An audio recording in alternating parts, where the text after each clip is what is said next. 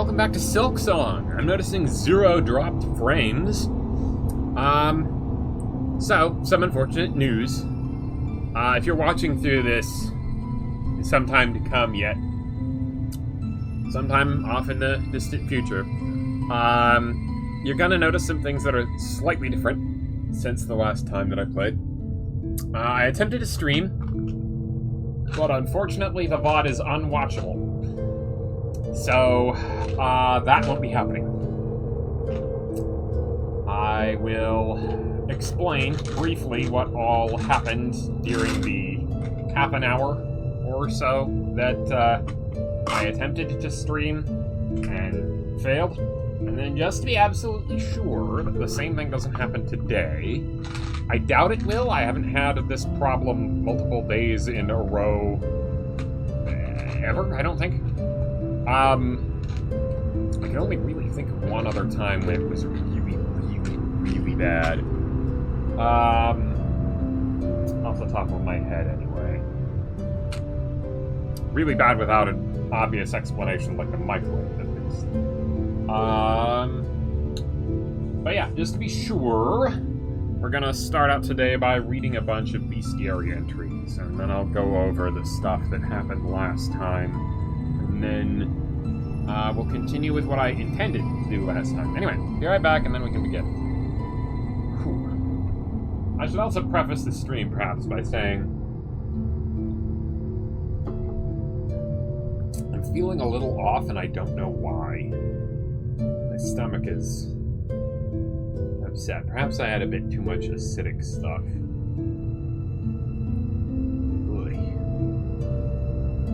So I don't know how long this stream will actually be.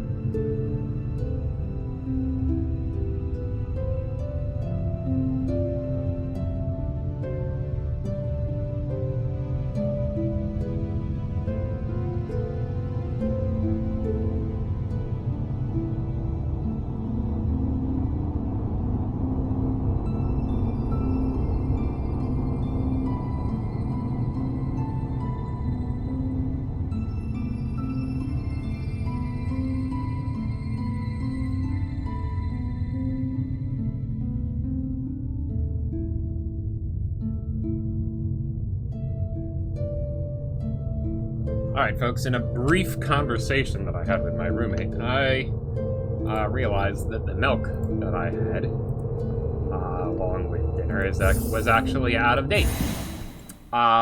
So if I... Oh, that's not right. Hold on. The follow plate's all off.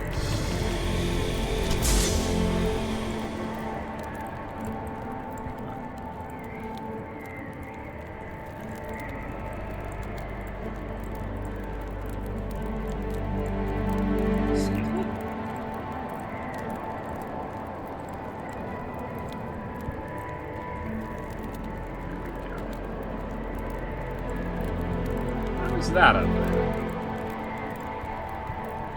Probably because I updated OBS. Had something to do with that. Anyway, so it would probably be beneficial to find a bench that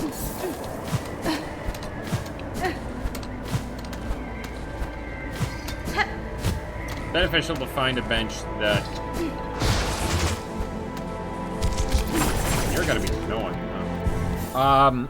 It would probably be beneficial to find a bench that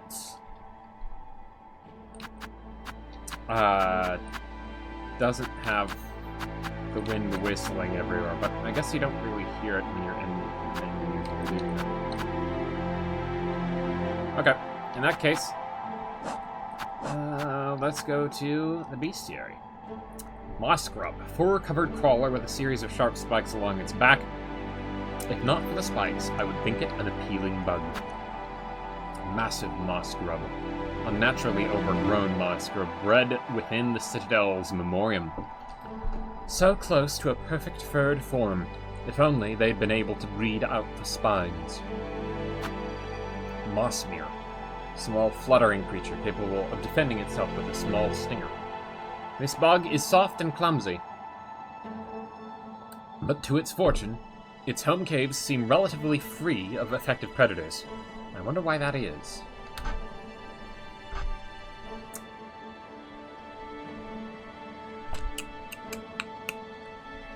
Maybe the moss mother, but no.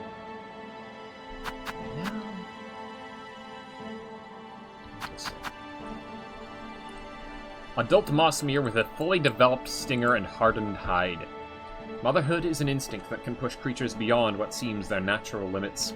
It turns even weaker beasts like these into formidable foes. Achnid. Winged insect that feeds upon moss and lichen in the caves above Bone Bottom. In its natural state, it would avoid potential predators, but Pharloom's haunting now compels it to aggression. Fortunately, its jaws are ill-suited for combat. Skull Scuttler.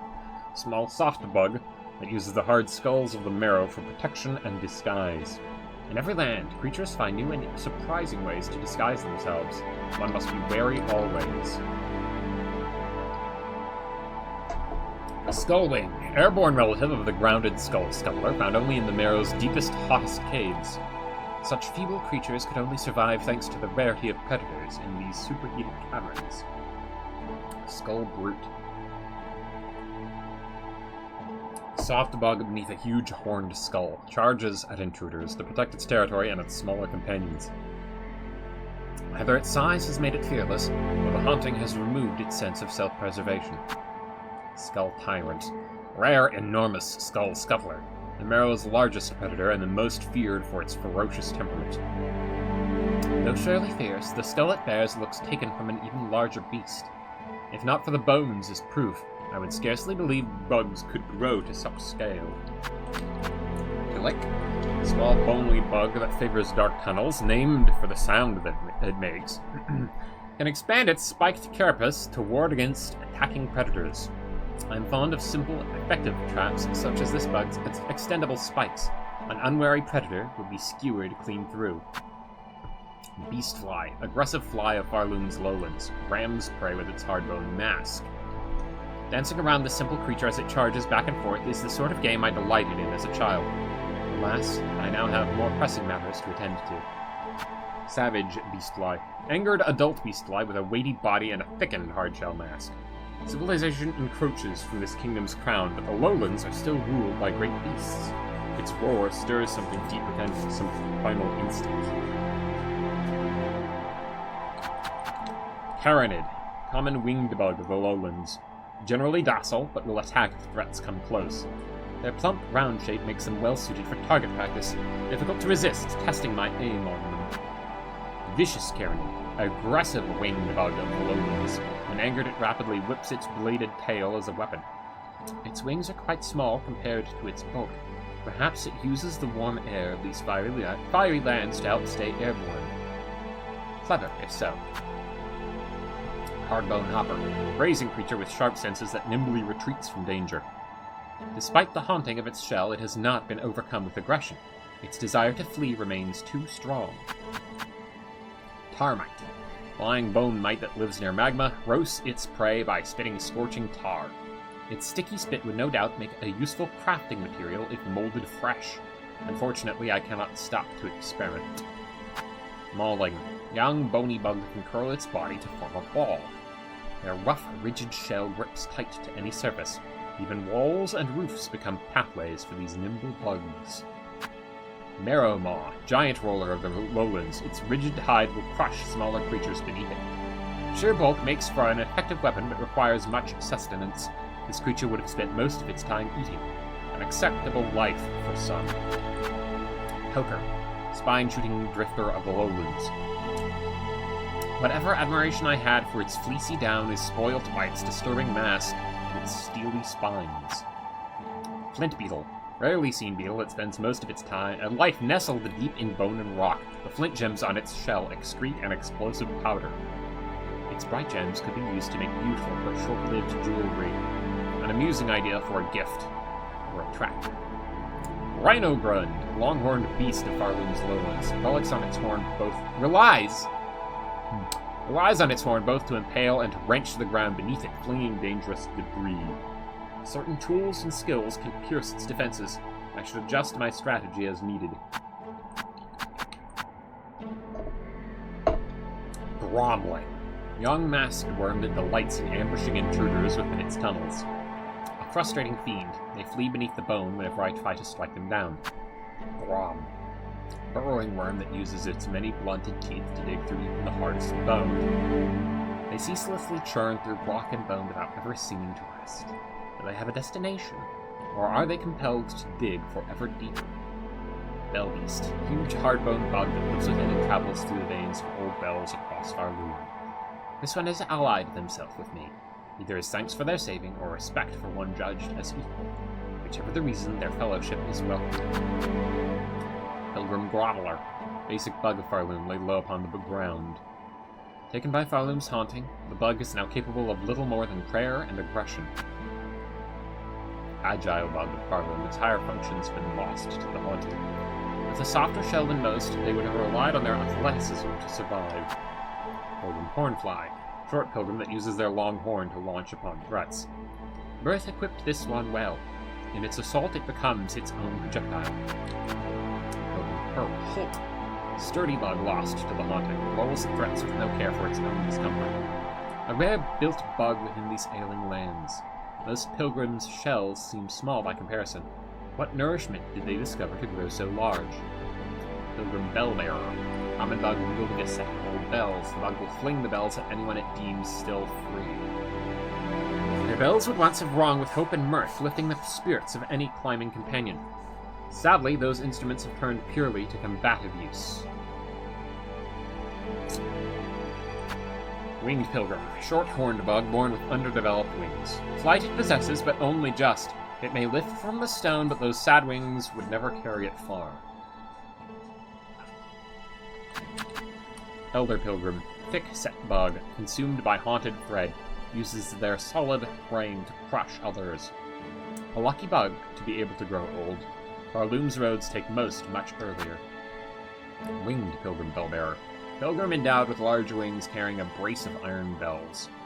On uneven terrain, their union of flight and range can prove a challenge even for me. Pilgrim Hiker, hard-shelled bug with a climber's pin. Their pin, once aid, has become a weapon, though the bug is unrefined in its use. A bug once frail, pushed by twisted thread beyond its mortal limits. Pilgrim Guide, old pilgrim carrying a heavy iron bell staff. A large bell seems to signify them as once the leader of a climbing troop, though the haunting has erased that former authority. Overgrown Pilgrim, aged pilgrim overgrown with lichen and moss. The moss looks to grow even inside their stomach, which the pilgrim spits at foes in compressed gobs, a foul form of offense. Covetous Pilgrim, strong bug replete with rosaries. In anger they will whip their strings in a ceaseless onslaught. Is this abundance a sign of purity or greed? The way faith is measured in this land is curious indeed. Snitch Fly, pernicious looter found all over Pharloom. While these bothersome bugs are left free to forage, no loose rosary or trinket is safe. Lava Log, sticky mollusk that defends itself by spraying burning fluid and growths on its back. What seems at first a purely defensive mechanism may also be necessary to rid this creature of excess heat. Lava Larga, a fully grown mollusk able to unleash a gushing torrent of burning fluid from its back. To survive while storing so much searing fluid within. Before I would have believed it impossible, but Pharloom is home to many marvels. Smelt Shoveler, low-level worker lost to Pharloom's haunting. Instinct keeps them at their task, though in much simpler fashion than before. This kingdom appears more advanced in metalwork than my own ever was, in great part due to the natural heat source at its base. Working in such an environment is an impressive feat. Flintstone Flyer, aerial worker lost to Pharloom's haunting, bears a pouch full with flintstone which they will fling at intruders. That incendiary material they carry is a natural wonder with many potential applications. What a waste to carelessly throw it at me whenever I pass by. Flint Flame Flyer, brave worker carrying unstable flint flame and wearing a heavy bell to protect against potential ignition. Theirs would be a high-risk life, followed by a short, searing end.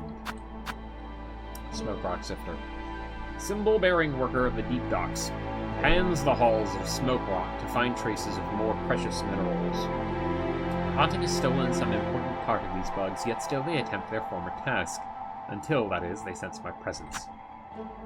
Deep Diver, bell-clad bug responsible for mining the deeper, treacherous depths below their docks. The heavier bells armor them well against my strikes, but against that oppressive heat, and they help at all.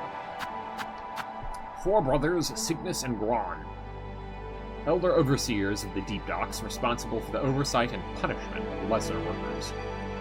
Lost in the madness of the haunting, they still commanded the endless excavation of their caves. Craglite, infinite form of the more formidable Cragler. If left to grow, these young bugs will fight for dominance until only one remains. Cragler, thick-plated scuttler that prefers high places. Holds an extensive supply of searing acid in a layered sac within its shell. The acid rains from its mouth upon any creature it sees as food. Rushflit, tiny timid creatures that huddle in flocks and flee at the first hint of danger.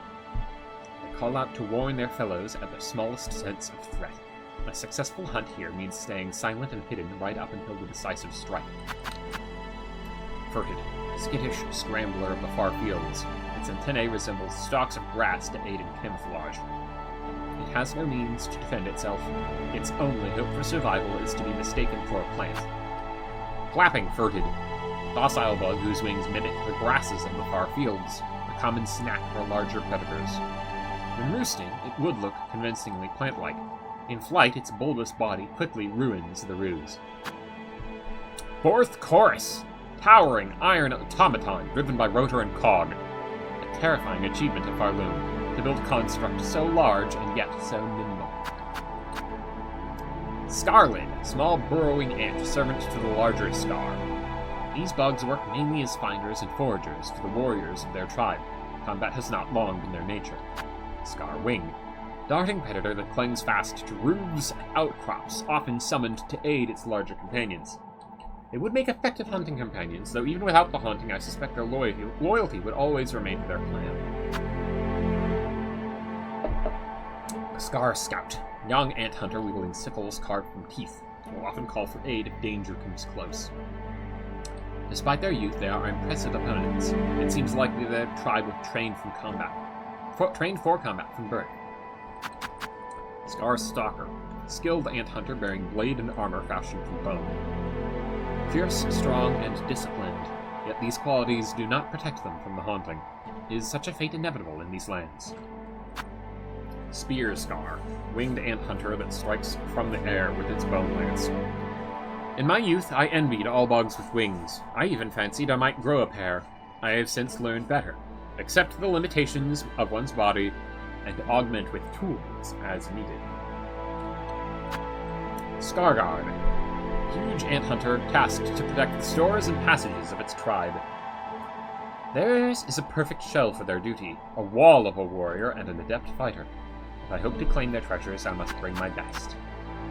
Mice, verminous pest common throughout the dark corners of Greymore. Individually, they offer little challenge, but their numbers are surely vast and most remain hidden. Bladdermite, airborne pest, less common than its grounded siblings. Attacks with sharp fangs are agitated. Similar bugs would gnaw away at unguarded food supplies in my homeland. As a child, I would hunt them, eager to make use of myself and test my skills. Mite Mother, aged female mite, grown larger and stronger than most of its kin. Poor of sight, but possessing a keen sense of smell, it uses its bulk to charge at foreign scents. Remaining fierce so far into old age is an admirable trait. Dreg Catcher, bug charged to catch dregs of silk that fall from the citadel. Will attack with its staff if provoked. These bugs look to have spent every waking moment at their work. Grim, endless labor in service of the unseen citadel above. Silk Snipper, scissor-wielding bug charged to cut and spool fallen dregs of silk for return to the citadel above. Was it the hunting that drove them to cackling madness, or was there unending toil the cause even before that? Threadraker, tall bug charged to pile silk dregs in preparation for respooling. Their sharp rake now doubles equally well as a stabbing weapon.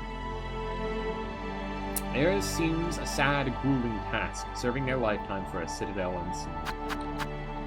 Morway, winged mite beast, bred large to catch workers who once tried to flee their tasks. With its wranglers long dead, the moorwing stalked the towers of Greymoor, feasting on passing pilgrims and tenders alike. Draw, screeching scavenger that roosts high in caverns and preys on passing pilgrims. By this swooping menace, a simple bug could be easily overcome. More dangerous still, they rarely attack alone. Hallcraw, rag-winged adult crawbug bearing a scavenged pin. Far more hostile than their younger companions, but seemingly less likely to roam far from their nest. Squat craw, stout adult crawbug bearing several short pins. A cowardly sort, they will try to remain at range to throw their sharp weapons, best to rush them down and cut quick. Muck maggot, mindless infant larvae coated in thick slime. They cling fast to the shells of other bugs, destroying any hope for concentration or comfort. Slubberlug, younger form of a muckroach, attacks prey by leaping from the water and snapping with its flexible jaws. These creatures look to have been bred deliberately in watery pens. If they are food to be, their scent suggests they must taste vile. Muckroach, starved packbug with an insatiable appetite. Despite their tough hide and pungent meat, roaches breed rapidly, so are sometimes farmed for food. A revolting creature, my shell itches in their presence. In the pens where their numbers grow vast, I am forever on edge. Bloatroach, obese offshoot of the muckroaches, born of the citadel's exhaust smog. The winged roach's sagging stomach is filled with sizzling bile. Its form is absurd. Surely it should not be able to hold itself in the air. The noxious gases in its stomach must provide its levity. Roach catcher, short nimble bug who uses barbed bolas to keep beasts corralled and caged. Their throwing weapon is well suited to the wide caverns they inhabit. I guess they do that too. These sly little bugs must have a keen claw for crafting. Roach feeder, tall roach tender charged to feed muckroaches on a lean diet of maggot gruel. The feeder's curled pin looks designed to keep ravenous roaches at bay and the tender from turning it into the meal. Roach keeper, grizzled older roach tender, weighted with a lasso of heavy chain. Though their mind is largely lost, their skill with the chain has not been forgotten. Does the haunting eternally bind a bug to the task it had in life? Roach server, brutish cook responsible for dicing muckroach meat into edible portions. Could their actions be called skill? I see only a crude mangling of meat. Yet, I wonder, before the hunting snared their minds, was it any different? Disgraced Chef Lagoli, once exalted chef, exiled from the Citadel for repeated culinary crimes. Returned to their home caves, the chef continued to devise delicacies too repulsive for any bug still sane. Wraith. Anguished specter of lingering thread. Despite its ephemeral nature, strong strikes can dispel the wraith for a time. Not a bug, but a projection of another's will, cast in smog and silk. Looks kind of like Phantom, which is interesting. Mothleaf lagnia. A rare calmer bug of bile water, survives its hazardous surroundings by hiding as a plant. This one is pretty, but not as soft as first it seems. The plant it mimics is flaked and coarse, and the bug's coat shares similar texture. Myrmite, crawling insect with a sizzling bile sac in its abdomen. The threat of its exploding rear is an effective deterrent to predators. The slightest jolt or fall can cause its premature end. Swamp squid, plentiful pest with a sharp proboscis and a belly full of bile. More dangerous in the moment of its explosive and corrosive death than it ever was in life. Spit squid, hovering pest with a hollowed proboscis able to spit gobs of sizzling bile. I know what you are.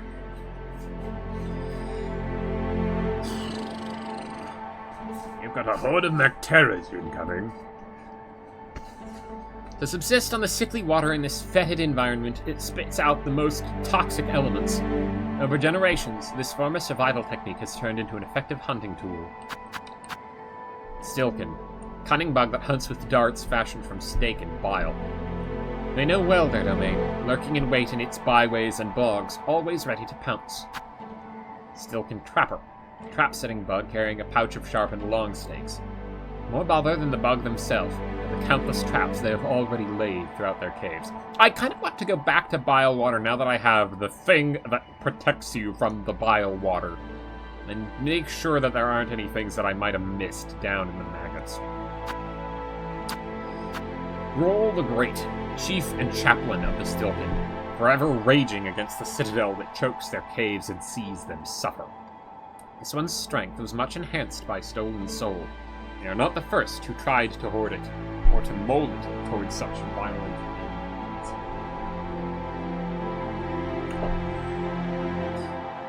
How familiar was Hornet with Soulmaster? Probably very. Given how long she must have served as protector of... how longest? Barnack. Toothy growth that lives on cave roofs. Wraps wayward bugs with its long tongue and drags them up to be consumed. Hiding its tongue among fronds so similar. There's impressive style to this one's trickery. Duct sucker. Suction creature surviving on the thick slime that coats its caves. This mindless bug seems to sense only through its tendrils, yet despite that simplicity, it still poses a serious threat. Pond skipper. Hard-shelled insect common upon the surface of Shellwood Pond, once a staple food for passing pilgrims. The way they skate along the water's surface is so elegant. Surely it is a skill that can be learned? When time permits, I should attempt the task. Pond catcher. Old catcher over Shellwood Pond, bearing a long pin and stricken by the haunting. Once a hunter purely for food, now they hunt unthinking and unending. Shellwood net. Tiny soft creature that armors itself using the hard, hollow growths of shellwood. If the woody hide is shattered, the bug will still bravely, foolishly try to attack. Wood wasp. Pointed darting insect that builds a hardy hive from shellwood's dried bark. Destroying the hives will limit their presence in the wood. Useful to me now as I pass along the branches. Dangerous in time for the wood's order. Even a small disruption can tip a fragile balance. Splinter and Splinterhorn. I'm interested to see what the difference is between these two and why they weren't kind of collapsed into this same entry. Insect formed to imitate a branch, like these ones were. Insect formed to imitate a branch, capable of remaining perfectly still for long periods, but unexpectedly swift when roused. Avoiding their ambush is a good test of my senses, and my ability to rapidly retaliate. Insect formed to imitate a branch, born with sharp, retractable horns atop its head. Its shell gives it the advantages of surprise, but also forces it into a slender, brittle shape that cannot withstand a heavy attack. Winged insect. Splinterbark. Winged insect with a flaky shell that perfectly mimics its environment. Its assault, like a young bug's toy turned deadly. Could I, in time, fashion a spinning tool to match? Its sister Splinter. Imposing old insect nesting in the heights of Shellwood. command of twig and branch ensured no pilgrim ever survived within her territory. This one lived long and fed much. The wood will be much safer for their slaying. Batia. Drifting bug disguised as a flower, disperses crackling clouds of pollen if threatened. Quite a beautiful creature. In my own kingdom's court, it would have been highly favored as an ornamental pet. That makes sense. It's bright white and it's kind of shaped like a flower. That feels like it'd fit in nicely. Olenica. Floral foe that reacts instinctively to movement nearby, spits pellets of crackling pollen that burst on impact. What exceptional senses it possesses. It detects me with ease, even when not a single sound is made. Gallia. Floral foe with a core shaped to mimic a mask. The core can be thrust forth to bludgeon unwary bugs. The false mask is frightening enough to scare away smaller pests.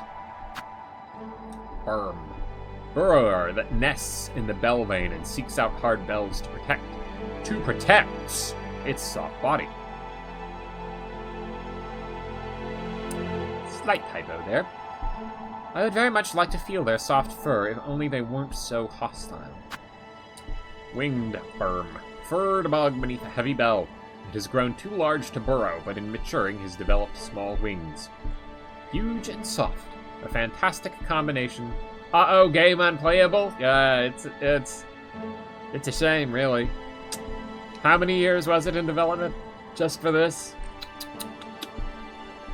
Huge and soft, a fantastic combination ruined by their haunted aggression. Pharloom, small arachnid found in many crevices and caves throughout Pharloom. Something in their assault reminds me of my own skill, though their talents are born purely of instinct. My technique is formed from hard training. Interesting correlation. Pharloom diver, arachnid that nestles within dark holes and cavern roofs, pounces on prey from far above. A smart hunter learns to wait long in ambush, always ready to strike the first blow. Shardalard, devious ambusher that poses as a fossil. Once roused, the bug will crash its steely shell into walls, floors, and foes. Sandcarver, shell-bladed worm that lives beneath pools of shifting sand. Bursts forth at movement sensed close, and will consume any object or bug careless enough to fall into its maw. Judge, gilded guardian of the blasted steppes, bearing a symbol and mallet. They remorselessly eliminate any pilgrim or passerby deemed impure to their sight. The countless husks, strewn on paths beside them, tell of their conclusive decisions. Last judge, final arbiter of the blasted steppes, tasked to ensure only the sinless ever step beyond the grand gate. The huge judge likely stood through countless generations, never defeated and never wavering in their charge. Coral Firm, dark-furred bug protecting itself with a spiked coral nut. Its fur is thick and silky. Sadly, lost to its haunting, I shall never be safely able to touch it. So another firm, unlikely how they existed in a form prior to the Belvane being made. Drizzt, nesting creature that fuses its face with sharpened coral. It is easy to be caught off guard by the ricocheting trajectory of its flung mask, especially in tight corners. Driznarga, large male Drizzt, ferocious and territorial, fires its heavy coral mask at intruders. A fine shot with its sharp mask, its aggression has no ill effect on its aim. Pokenabin, drifting creature with a wide coral mask and hard proboscis to stab its prey. Passively waits for prey to blunder into its path, a technique that should not necessarily be derided. Whatever is effective is best. Conkfly, small bug that crafts a shell of sharpened coral, spins its shell at rapid speed to cut through crust and bone. The way it darts in and out of the ground has an almost playful quality to it, and an amusing and effective way to ambush prey. Great Conkfly. Elder Conkfly, crowned with a huge coral horn. Once partnered with a mate, they will rarely be seen alone. To pair with another is a base instinct, and one that brings some bugs great joy. I once sought similar union, but of my own mates none could match my lifespan. Crust Crag. Coral canonically, Hornet gets it. Crust Crag, a coral hulk with a dense shell, bred to immense size by the Citadel's memoriam. Nature distorted, this bug was born tiny and mild. The Citadel deformed it in futile hope it may sustain. Drapefly, erratic flying pest that nests in rags and curtains. Like fabric somehow sprung to life, its pelt is perfectly matched to the rags it infests. Drape Lord, elder drapefly, grown big from age and consumption. Its heavy body allows it to hit much harder than its younger companions. Greed will always see some bugs swell above their kin. Drape Mite, cloth-covered crawler with sharpened forelimbs, lives and breeds in dark places. Pharloom's structures seem almost built for them, the endless corners and cracks, so perfect for mites to burrow and nest. Giant Drape Mite, full-sized mite of the Citadel cloaked in an old curtain. Few creatures of that silk-stricken place would find nourishment enough to grow so large. Underworker, feeble servant of the underworks with a long twist pin and hard shell. With all the refuse collapsing throughout their domain, the worker's stiff shell would be essential if they held any hope to survive. Underscrub, drained yet dedicated laborer, wielding a coarse steel brush. That they ever hoped to keep their domain clean. What futility. Undersweep uses their steel bristled pin to scrub the soot from vents and pipes. Their sharp cleaning implement is as filthy as the rest of the place. They only layer grime on grime. Underpoke, drained worker on the verge of collapse. Consumed by the haunting, they continue to work far beyond their mortal limits. They toiled incessantly for the Citadel, their shells bent and grayed, and now the kingdom's curse means not even death can relieve them. Underloft, exhausted bug, grown sickly from the smog of the underworks. The workers' twist pins, once tools of repair, now serve as spun projectiles. The cost of so much grandeur. Did I peer closely enough into the foundations of my own kingdom? So, Hornet here is suggesting that Hallownest as well has horrible secrets such as the ones we've seen in Pharloom, beyond what we already knew. Which would make a lot of sense. Undercrank. Heavy, hard-shelled worker, forever repairing... I've seen the memes. Pale King summoning with a snap of fingers hundreds of people to his defense when Silksong comes out. I've seen the memes. But yet... There seem no ranks in their domain, yet this one has risen above the rest, a station likely gained through intimidation and thuggery. Envoy, guide and oft-times leader within the Citadel's choir. Bugs like these crossed the caves to bring me to Pharloom. I cut down many before my capture. Then I had thought them minded and cunning. Now I can see the singular will that haunts them all. Choir Pouncer, agile bug and one of few hardy pilgrims to have reached the Citadel. Once one of Pharloom's favored bugs, and yet their domain and their shells would have been the first to fall to the haunting. Choir Hornhead, full-grown former pilgrim serving the Citadel. Did this one grow large thanks to the Citadel's excess, or was its formidable size the reason it ever survived to reach this place? Choir Bellbearer, winged devout of the Citadel, carrying a brace of gilded bells. Pharloom proves often the effectiveness of bells as weapons. Never before had I considered them as such. Choir Flyer, aerial bug of the Citadel, unarmed but for its short horn. For this bug to have survived Pharloom's climb, it must have teamed with stouter companions. I cannot imagine it succeeding alone. Choir Elder, aged former pilgrim. This guy is on Twitch. Hello, Planet Cable! Uses their wings to... I'm reading through the bestiary right now. It's a long process. We're 47 minutes in. This is all I've been doing. I do think Pale King cared more about his kingdom. He seemed to believe or convinced himself that everything he did was a personal sacrifice. Maybe so, but that doesn't mean there weren't horrible things like Pharloom's underworks.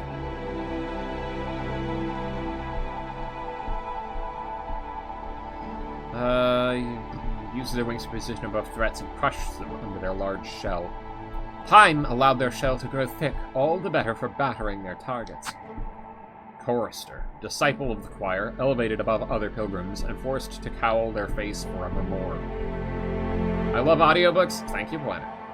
I've considered doing dramatic readings before, but, yeah, for Halloween I was going to read some Edgar Allan Poe, but I didn't end up doing it. Maybe someday. Their use of a pen shows hard training. Their use of silk, unfurled from a spool held close, shows skill far beyond standard bugs. Reed, disciple of the choir, charged to maintain its perfect order by sharp pin if necessary. A form well suited for combat, lithe and fast. No surprise it seems to rank so high amongst its cult. Rand Reed, high-standing insect of the choir, bearing a bow. This elite reed has been trained and fed beyond its smaller fellows. This bug bears a spool of silk which they flail to attack. Pardon me. Though somewhat crude, theirs is a technique much reminiscent of weavers. I wonder who taught them such a use. Choir Clapper, mighty percussive disciple of the choir, wielding a mallet. Yeah. Pardon me. Wielding a mallet and a silk spool to wrap and enhance their attacks. If I pass out midstream because of the expired milk that I drank, maybe call my roommate. I'll let him know to take me to the hospital. There's no finesse in its use of silk. It consumes its slim supply only to amplify its force. Claw Maiden. I have dropped some frames, which isn't a good sign, but it's only 0.3% of the stream so far, so I'll have to keep waiting and watching that. Puppet Servant of the Citadel, suspended on strings of silk. An early form of automaton, requiring extensive silk to maintain its service. If given a chance, this one will steal silk from any significant source, including my own shell. Memoria, learned disciple of the choir, charged to maintain the Citadel's memoriam. From the outset, theirs was a hopeless task. Those wild lands can never be replicated within a space so artificial. I know the memoriam has experienced some dramatic change because these fellas came out of the woodwork. So I desperately need to... You know what? Actually, real quick, we're going to take a little detour. What have I got in terms of markers? There's one more brown one somewhere, and one red one somewhere. Where's the red one? There's that door in Claw Lake.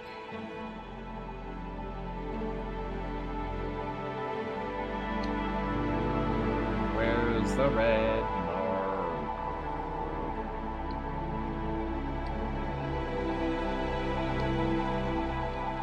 Right, it's up here in Sands of Karak. Something I couldn't do? We'll maybe come back to that. I'm gonna put one of those there. And we'll use red instead to symbolize the places that I want to examine again in their entirety now that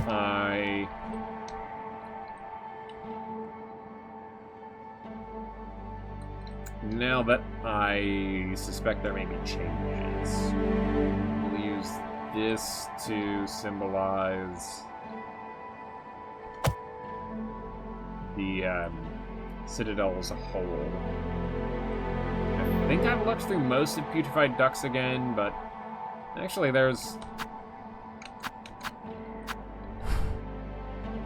too many places to mark each. I'd want to revisit everywhere again.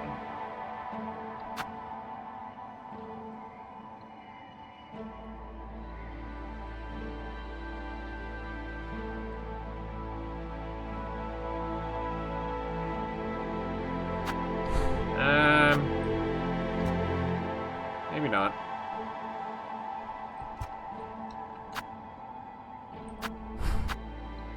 Maybe not. Maybe in an upcoming stream we'll run through everywhere we can and then use the red ones to mark the ones that we don't, the places we don't get to again at that time.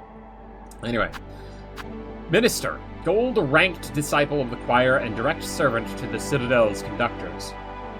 The lethality of these bugs is unexpected. Their bodies were never built for combat. The haunting has altered their nature dramatically. Maestro, choir commander of the High Halls, able to summon and command cogflies at a flick of their baton. Once they summoned song from their subjects, now they rise only to command an end to those unstrung. Second Sentinel, cogwork knight of Pharloom, once protector of its pilgrims and master of the scissor blade. The talent and intelligence of this construct goes far beyond others I have witnessed. They seem less built as a tool to serve than an attempt at life itself. Dreg Husk, remains of a citadel bug possessed by silk dregs. The husk will lash out wildly with the many sharp pins caught inside its thread. There is old anguish bound upon these threads, the result of countless cruel procedures. Dreg wheel, shell of a small bug possessed by silk dregs. The husk will stretch its silk to form a crude, crushing wheel. Living silk commanding a dead shell, an affront to nature and one all too common across Pharloom. Surgeon, cruel physician of White Ward, responsible for operations and modifications on the Citadel's bugs. Their procedures with silk may have prolonged life within the Citadel, but they unknowingly gifted many minds to the monarch. Mortician, altered servant of the Citadel's White Ward, responsible for the cremation of husks and the recycling of silk from their shells. It lies low to the ground, perhaps out of reverence for its task, but can spring up suddenly to attack. Its shear makes for a deadly weapon with surprising reach. The Unraveled, tormented will of countless husks made manifest in a pit of silk dregs. The souls of so many bugs, obsessed with silk, consumed by it. Their pain shall forever remain in that pit. Even I do not possess strength enough to cleanse it. Cogwork Underfly, small automaton built to work without complaint in the scorching heat of the underwork's cauldron. It is no wonder these constructs were cast. No mortal bug would last long inside that scorching place. Even my shell struggles to withstand its heat. Cogwork Hauler, small automaton with a shielded shell intended to carry loads of dangerous flint flame. Born and built only to work until time stiffens its limbs. Perhaps it is mercy this construct knows nothing of the freedom it lacks. Cogwork Crawler, automaton built in the shape of a scuttling bug. Its back contains retractable pins, intended to cut song cylinders free of any obstruction. Interesting. Its form is certainly based on bugs found outside the Citadel. In my own craftwork, I too often look to nature to pour inspiration. Yeah, that makes sense. Inspired by the, Killick? I think it's, the Killick. Way up there. Yeah, Killick.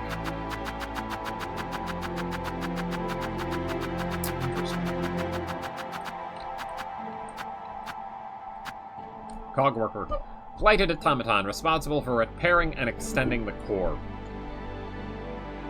More effective an opponent than would be guessed, the precarity of its winding domain can make even its simple assault a challenge.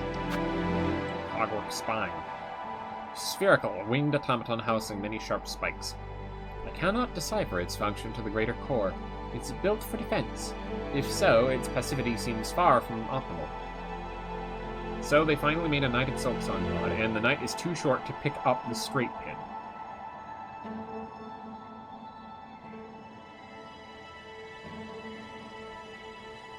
The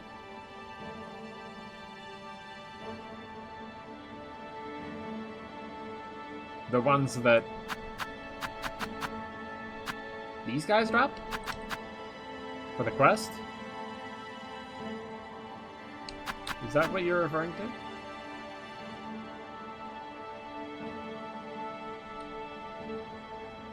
No, the tool. Oh! Oh!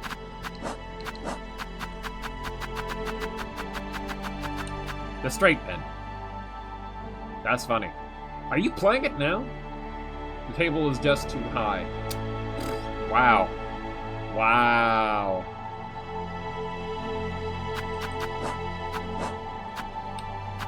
No? Okay. Where was I? Cogwork Choir Bug. Bug forged of iron, rotor, and cog. The automaton works tirelessly to maintain the core that houses it.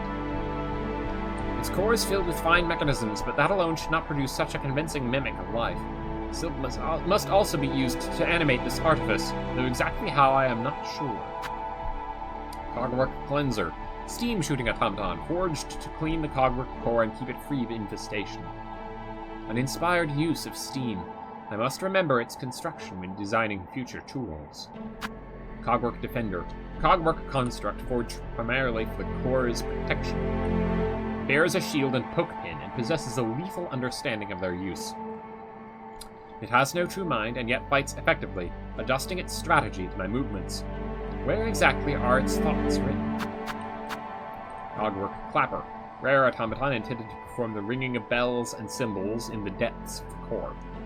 I've not yet seen the bell this automaton is designed to ring, nor do I ever wish to hear it. Such a clamor would no doubt be unpleasant to experience.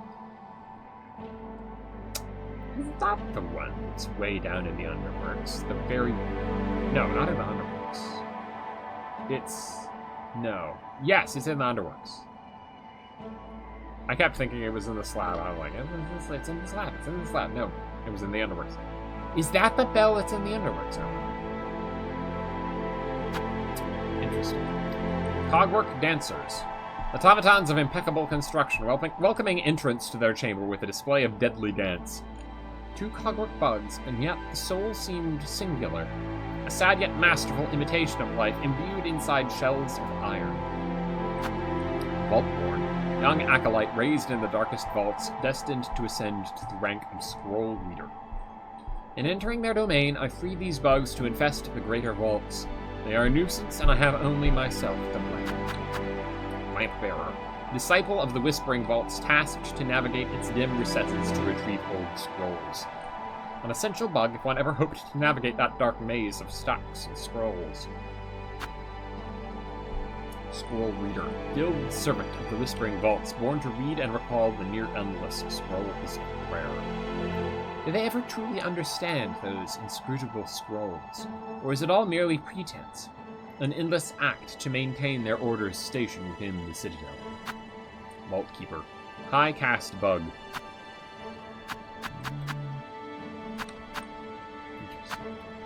I'm responsible for delivering sermons and leading prayer for those beyond the walls of the Whispering Vaults. Most likely, this one's true charge was to root out and condemn those not seen as sufficiently fervent. Trouble! Haughty thespian, convinced that only dazzling performance can raise Pharloom from the throes of death. His desire to see Pharloom saved may have been well-intentioned, but he seemed quite happy for others to die upon the stage in pursuit of his goal. Penitent.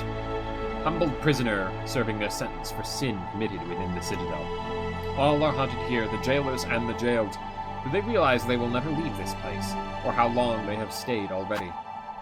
Puny penitent. Yeah. Not petulant. Not petulant. Smallbug, shackled and cowled for sin committed within the Citadel. Their thick shroud leaves them sightless, yet it seems to matter little. They have no care for their own safety, wishing only to charge those they sense as sinful. Fresh fly. Infant fly, freshly hatched. At this age, the soft, blind fly is little more than a bother. The less these gruesome bugs breed, the better. Scab fly. Sticky young fly born and grown in service to the slab. Foul creatures birthed into servitude, their plight elicits no sympathy from me. Guard fly. Starved servant of the slab, bearing a hooked long pin. The smell from these jailers overwhelms my senses. I strongly doubt they have ever thought to bathe. Warden fly. Heavy, hairy jailer responsible for capturing sinners and punishing prisoners. Disgusting both in manner and stench, I feel no remorse to see them felled. Brood mother. Mad matriarch of the slab, rarely seen outside her warren. From her all jailers are born and bred. With this one vanquished, I hope to have sped the end for that jail and its distasteful order. Depressing. Driftlin. Gentle glider of Mount Fay, its downy wings and cowl allow it to resist even the most cutting cold. This one would make a perfect pet, but for the freezing temperatures it requires for comfort. Mnemonic. Flighted creature formed from cold shard. If shattered, it will quickly reform. The cold shard, even when destroyed, it remembers its former shape. A remarkable material, and perhaps even more astonishing, there seems life contained within it. Servitor Ignim. Small construct built by weavers past, brought to life through silk runes threaded within. Though the weavers had long passed from Pharloom, this servant still performs its function. Servitor Boren. Broken construct built by weavers past, able to fire a focused beam of silk light to carve holes and chambers through ice and bone. The servitor has been heavily damaged by time and the elements. Its actions have grown erratic. It seems no longer able to discern friend from foe. Winged Life Seed. Mindless sac filled with plasmium. When broken, the plasmium can be consumed for its temporary benefits to health. My unique shell can resist the darker deformations of this substance, but even I have limits. Plasmid. Mutated young worm infected with plasmium. The new form displays potent regenerative skill. Pharloom shall quickly learn the curse of this substance. What benefits it provides can be swiftly outweighed. Plasmidas. Large worm mutated heavily by plasmium. The creature has become fused to the roof of its cave, no longer able to move freely. In my home caves, when once this substance was allowed to flourish, I saw similar aberrations. This is wonder tainted strong revulsion. Plasmified Zango. Husk of an alchemist's assistant granted false life by plasmium. He carelessly seeded these caves with that cursed substance. His final fate seems fair reward for those efforts, yet I feel some sympathy. It is an alluring power. Void Mass. Dense knot of husks bound tight by void-soaked silk. Silk and shells corrupted. That void seeks now to claim this land whole. These poor shells are only the beginning.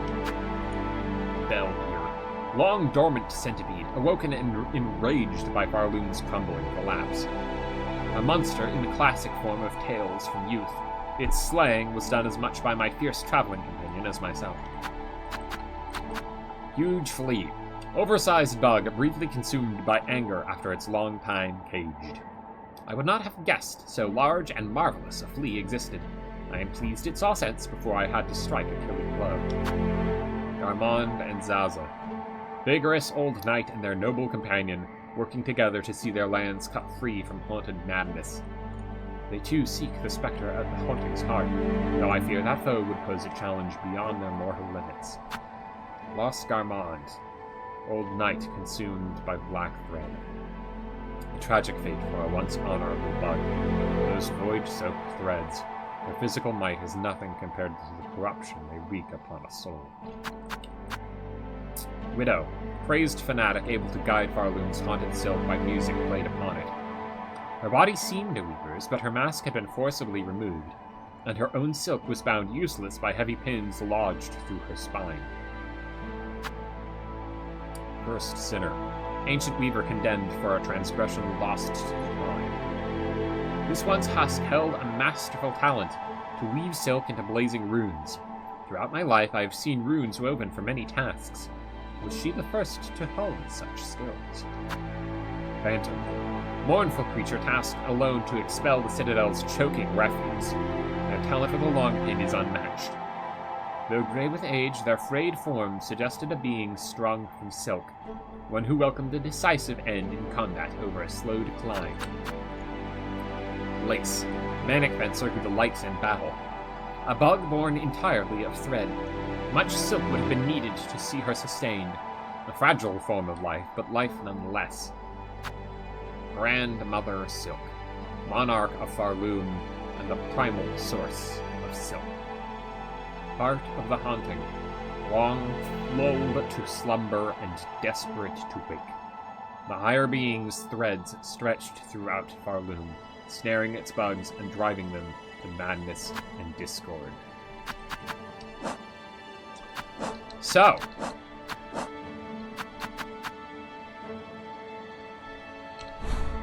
I'll be right back. And then, since over the course of an hour, I've dropped only a small handful of frames, I think we will continue.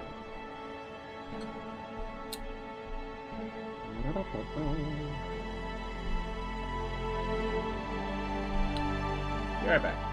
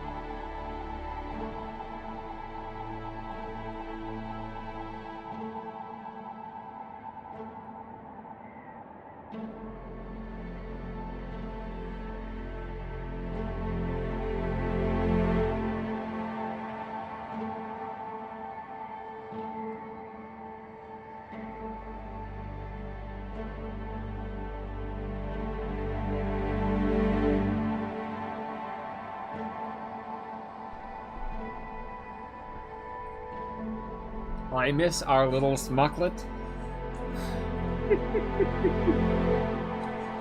Funny. A little smucklet. Oh, no. No, no, no, no, no, no, no. Don't you start that now. Don't you start dropping frames now. What's going on? That better be the last of it.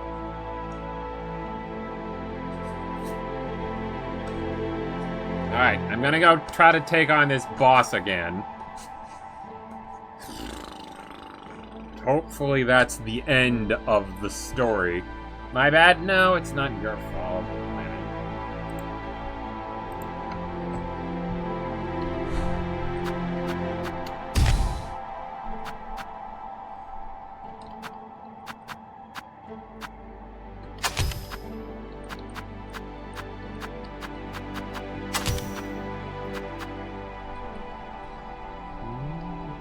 I thought you were gone, so I microwaved the hot dog. Oh. Funny.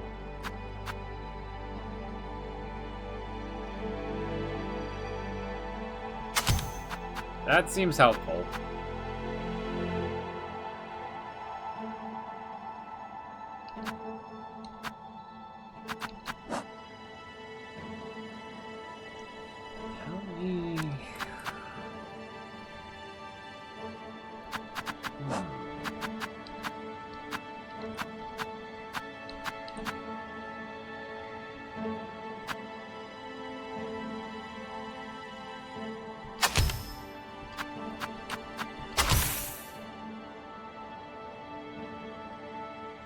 I need to see something, actually. This is maybe a very bad idea. Hang on.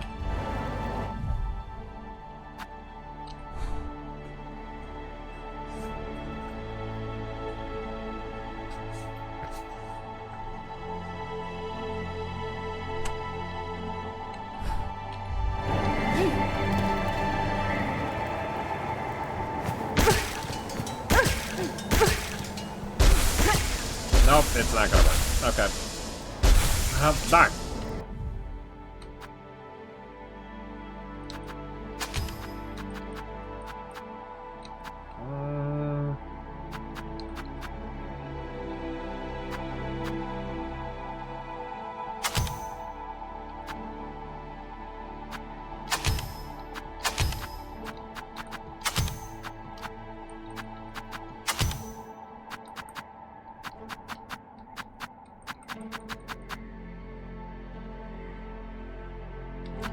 Does Claw Mirror work with the Architect Crest's special bind? I kind of want to find out.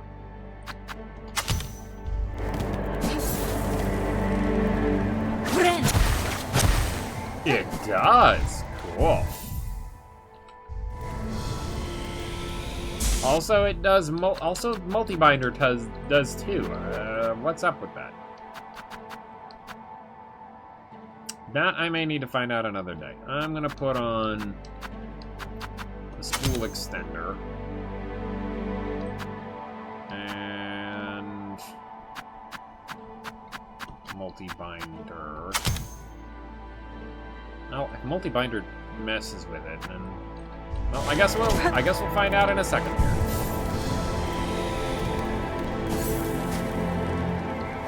You didn't do the special bind. That was the special bind, was it not? That was the special bind. Okay, then I messed it up somehow. Test multi-binder too.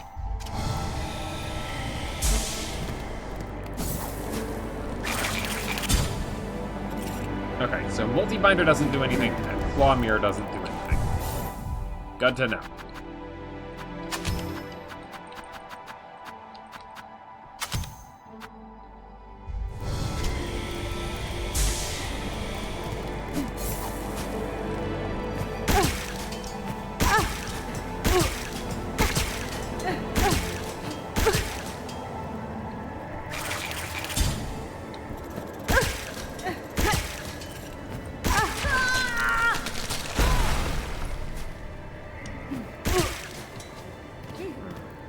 Okay.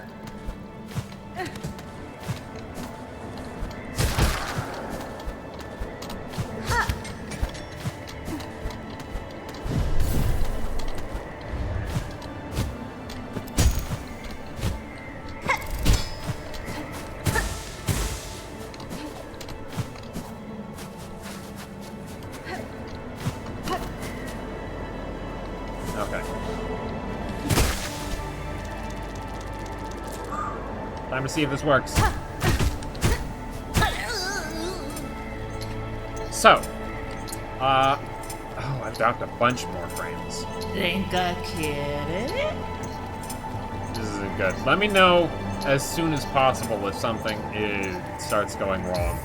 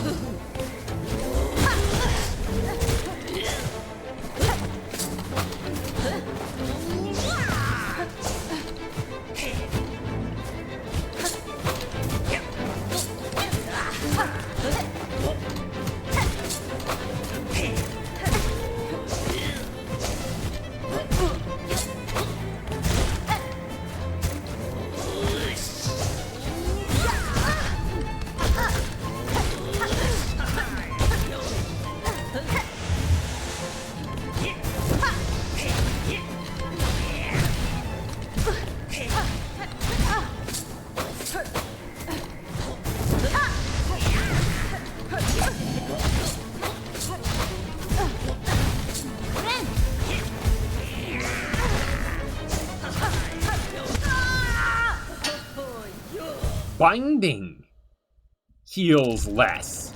That's the trade-off? Cool. Okay. I'm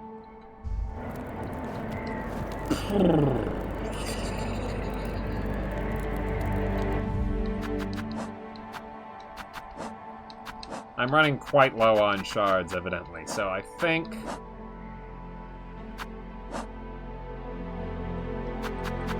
so I've learned something new, but I think I'm going to have to take off Architects in favor of Wanderer again. Let's, yeah.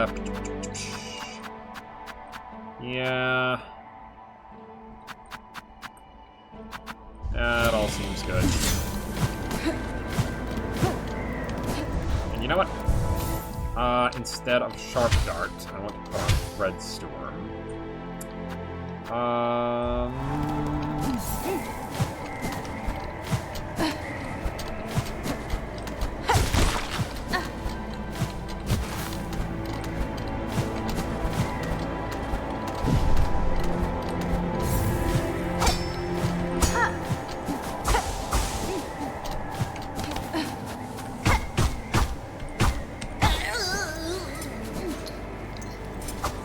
Series did I have on me? 257. Not bad.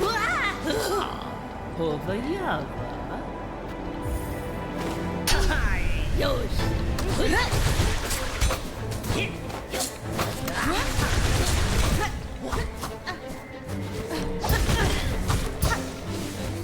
Watch the other way. There we go.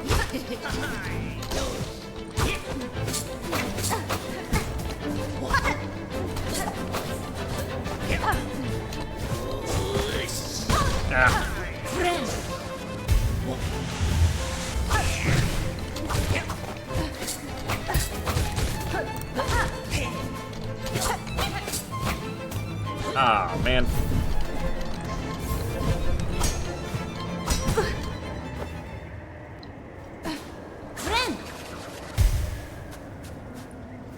Having second thoughts on our map? Yeah.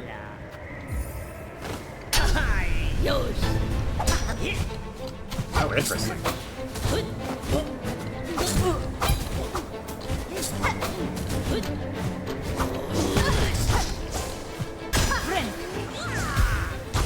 Interesting to see the reserve bind in effect.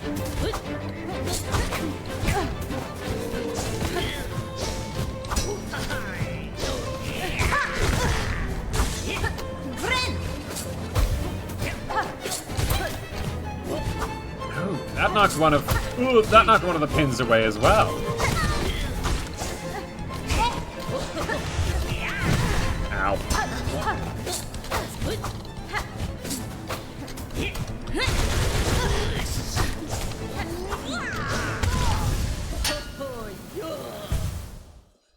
Brrr.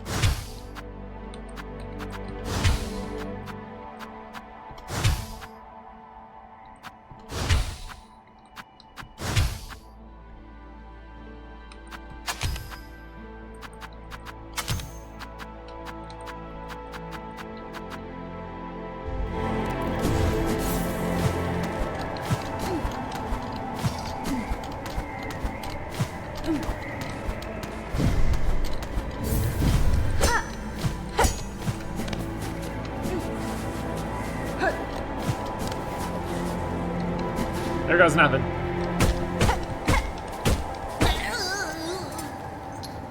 Renka quiere.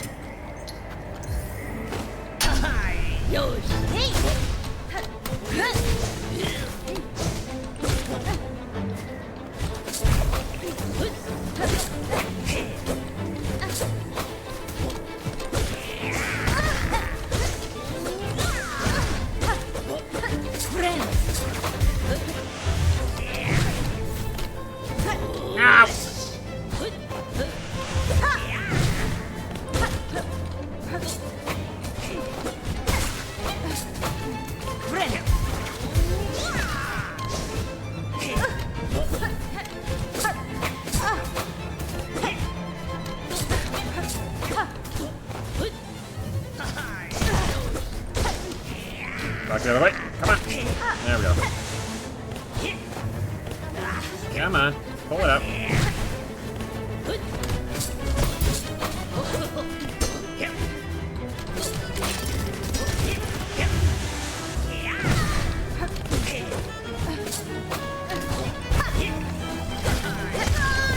Ah.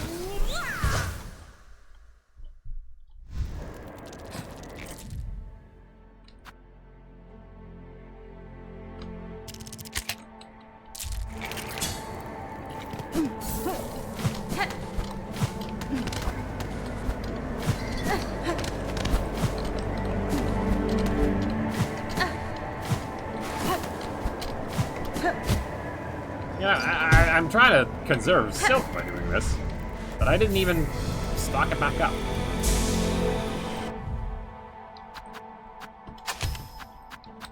I'm not using the spool extender.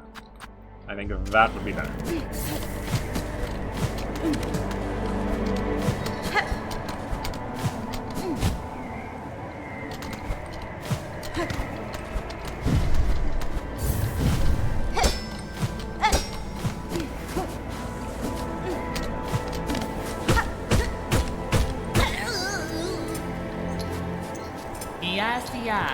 Alright, here goes.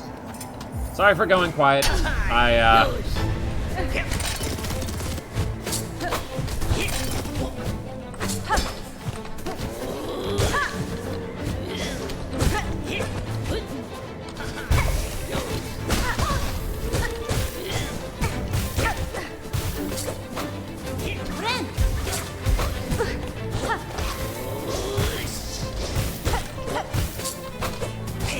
I like how she just says whoosh while she does one of her attacks. She's having a little bit of fun with this, at least.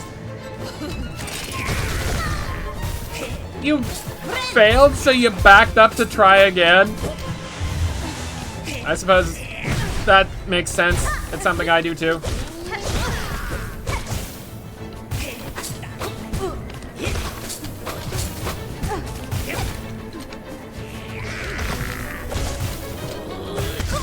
Ah! Okay. That bug's purse, as I have mentioned previously, is to allow me to reload the rosary cannon without needing to break a new rosary string every time.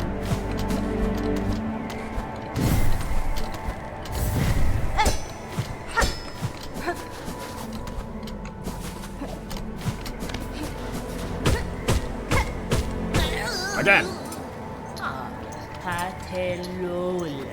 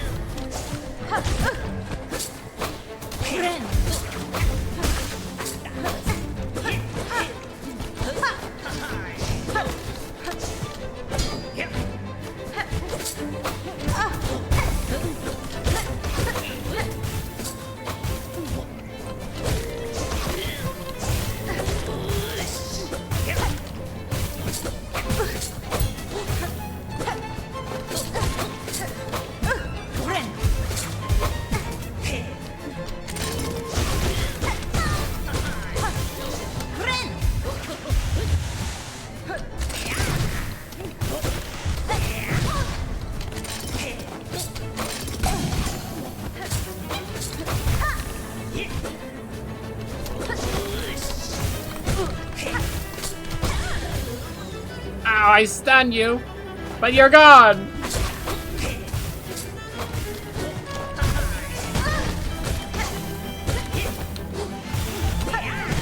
Ow.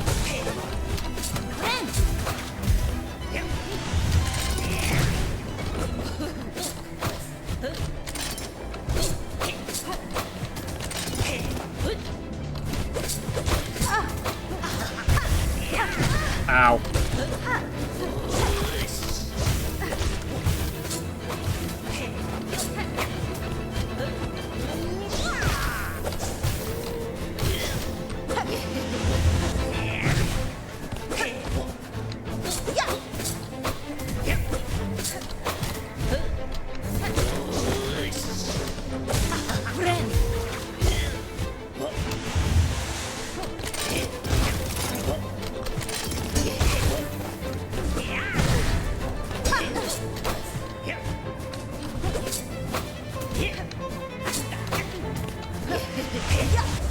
Beep.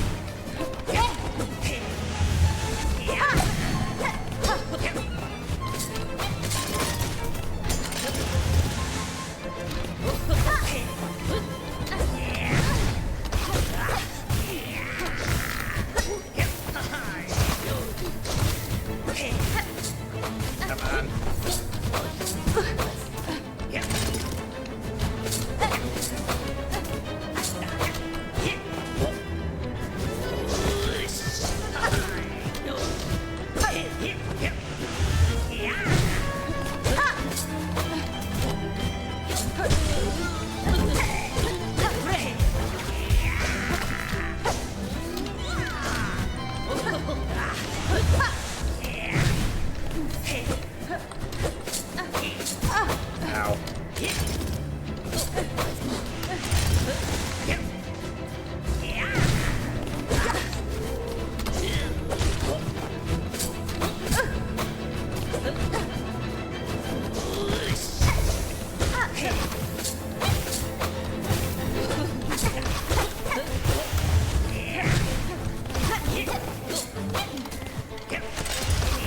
Beep.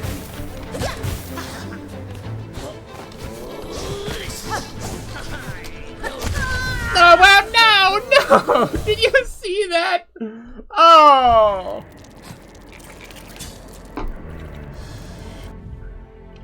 Aw, man.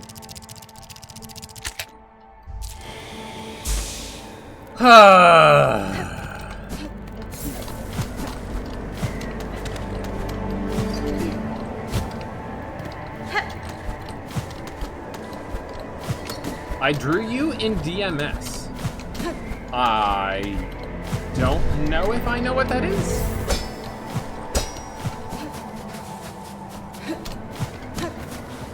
Oh!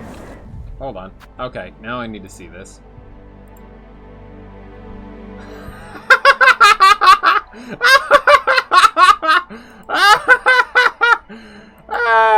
That's fantastic! I need to figure out how to show that. If you're alright with that.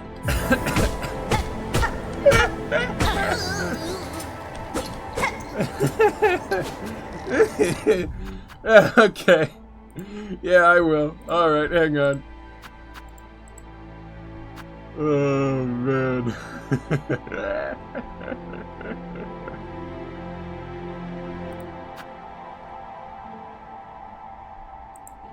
Okay.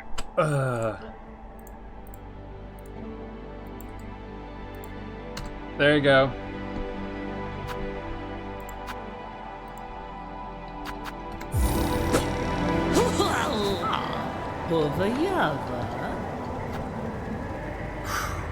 I'm still hoping this doesn't actually result in your death. Yeah.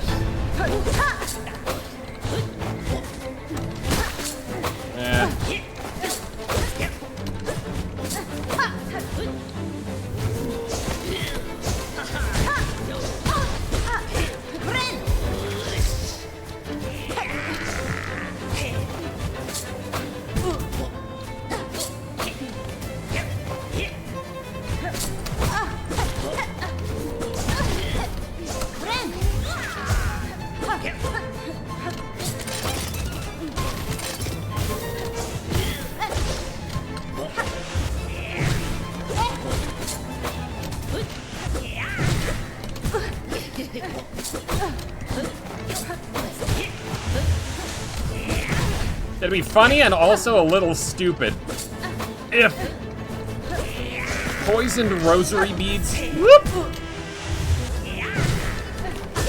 returning via the magnet charm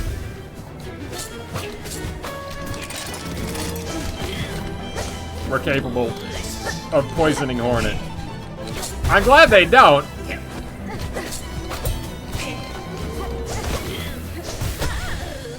It'd make the combination pointless and stupid.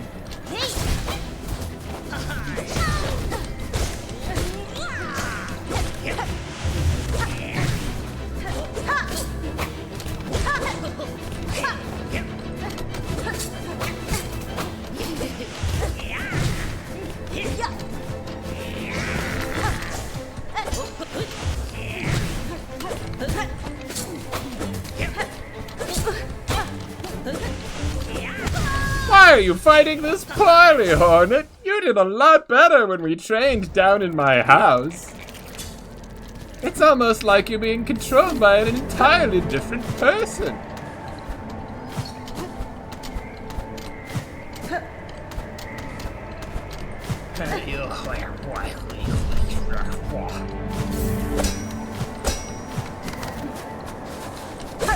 I didn't refill myself before I came up here, but that's fine. I'm sure to accidentally help hit the cocoon anyway. Renga quiere.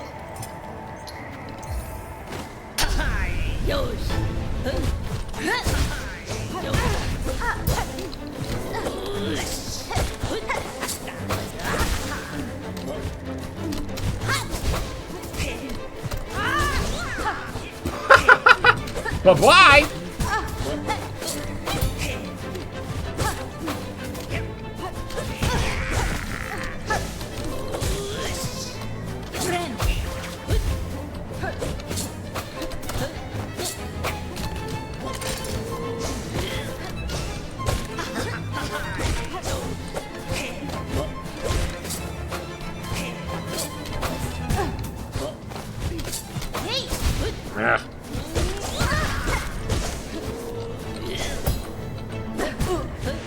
Tried using the silk more offensively as well, but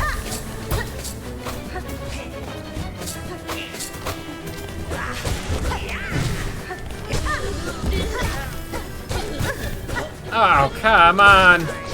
Ah!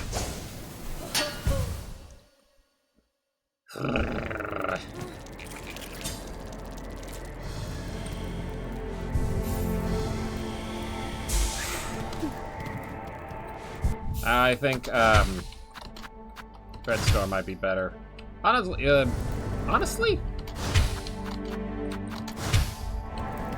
Maybe try Rune Rage? Yeah, that's what I was thinking, actually.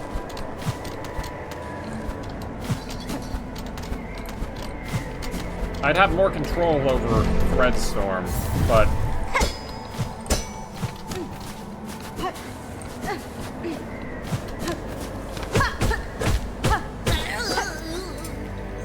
Accladore. Yosh.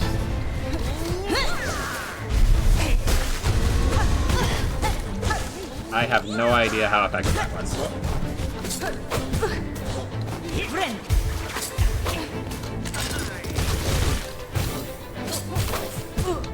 That seemed to be a pretty effective burst fire.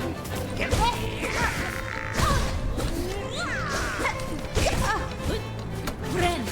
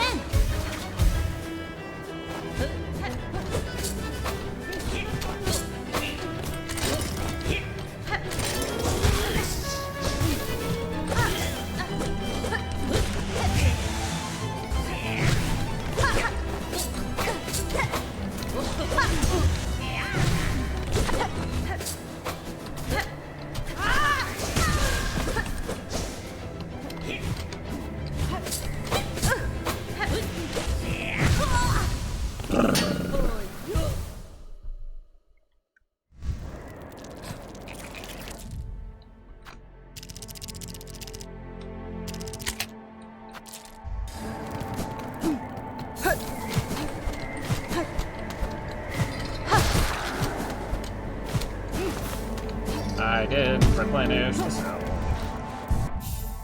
I'm gonna put back on Threadstorm. I just realized you haven't gotten your 9th mask? Yeah, no, I haven't. I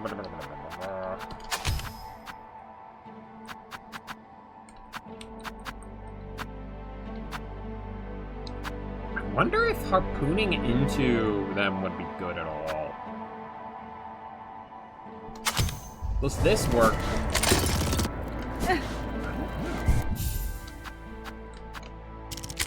Maybe it did. Does this double its rate of fire? I'm not sure. 1 shard left, I think.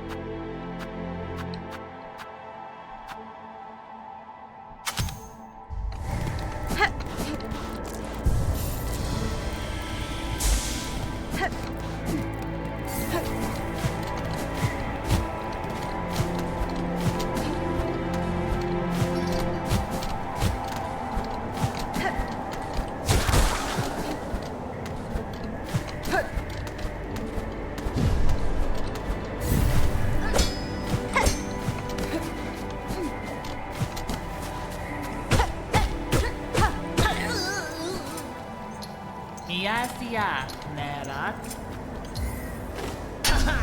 Yosh.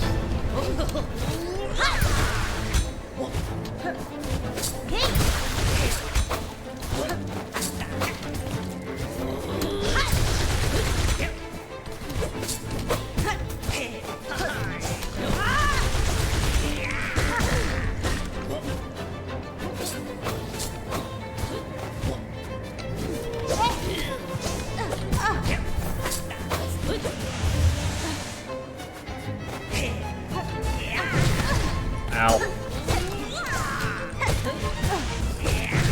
What the heck was that?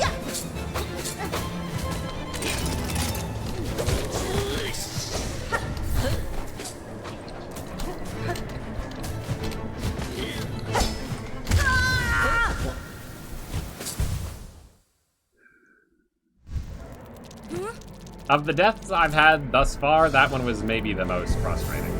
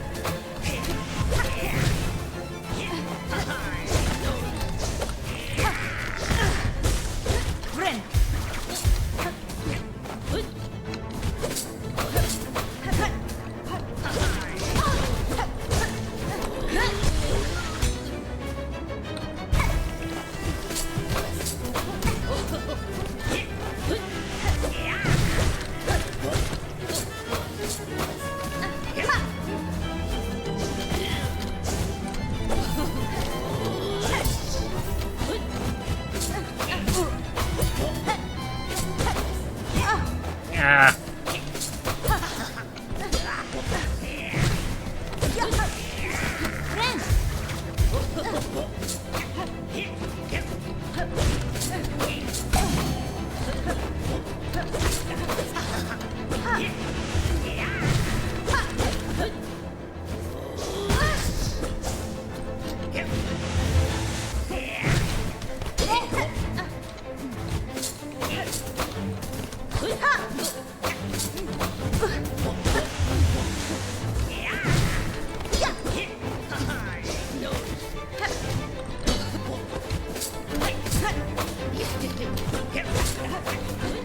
Beep.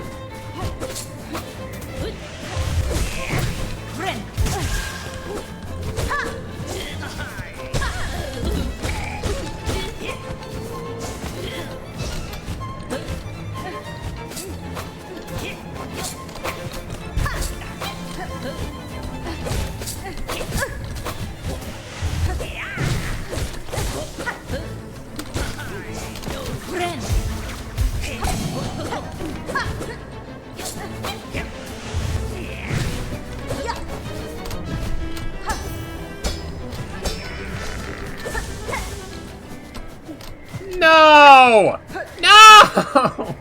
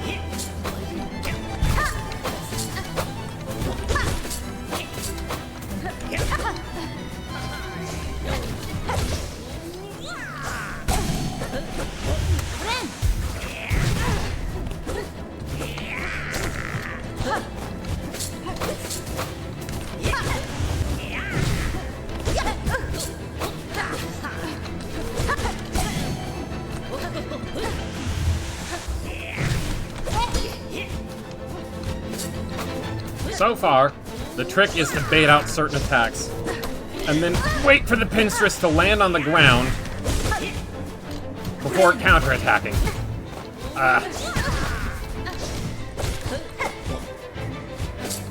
She always seems to land after the double pin throw.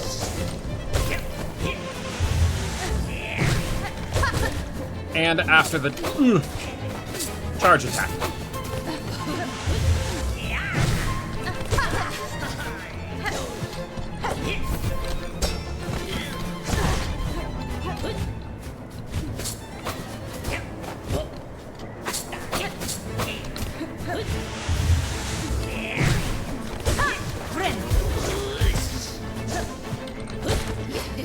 And of course during the charges that deal an obscene amount of damage.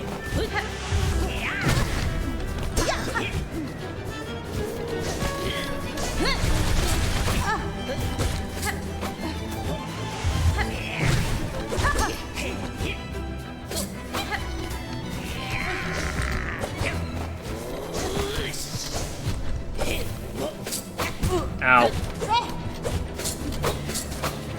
Ah, now it's just a matter of not dying. While taking advantage of those vulnerable moments.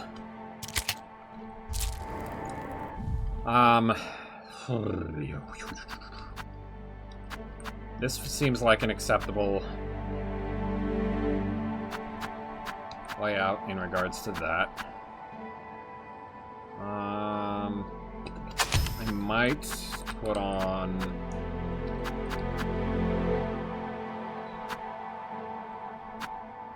Fractured Mask or the Warding Bell instead. Or, no, Druid's Eyes. Druid's Eyes. Binding is critical at this time, so...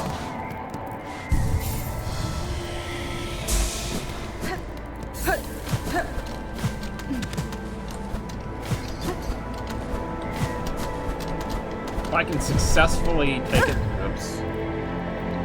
Well, might as well. If I can successfully take advantage of those very brief moments of vulnerability, then I should be getting enough silk. The trouble is when I can't. Accladore. Yoshi.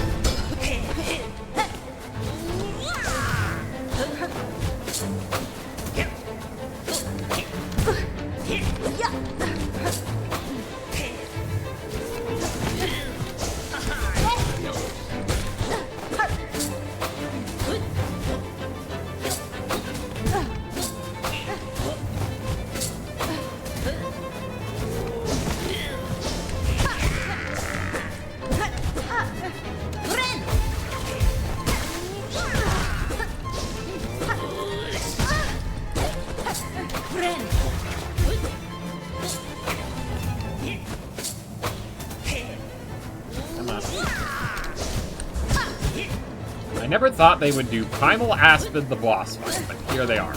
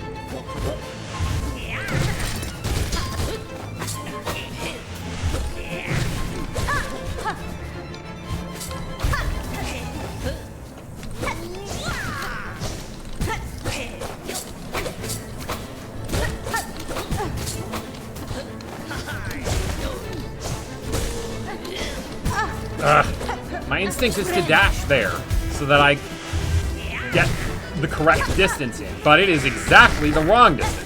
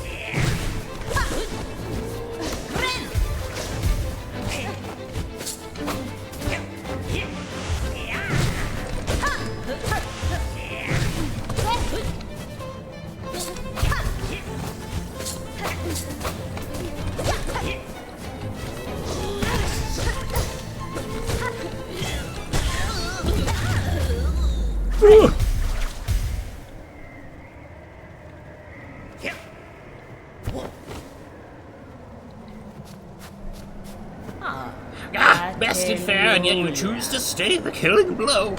Imagina I fora. can test you, Pinstress, and myself for what's to come, but I will not cut you down. Despite its quakes, Pharloom's demise is not as certain as it seems. I shall act to change that fate. Yanara. If I succeed at my task, the land that remains will require the watch of strong bugs like you. Hovayava. Well, ain't you an inspiration? Making me seem a right fool here thinking only on the end while you're looking to a future fair. Seems you beat me twice, Neilbog, both my pin's edge and my heart's resolve.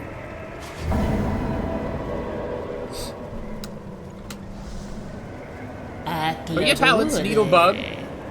Fatal resolve, defeat Pinstress.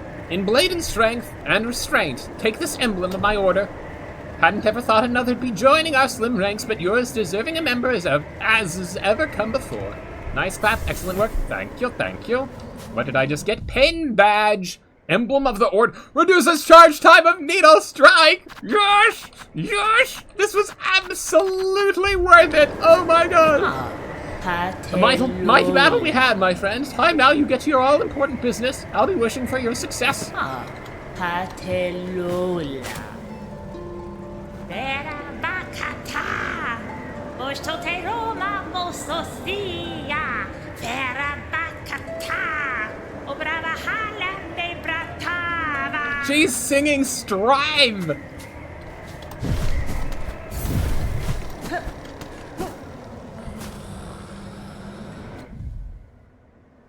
Oh, it's a blue. Oh, I would have so preferred it to be a yellow. It's a blue. Darn.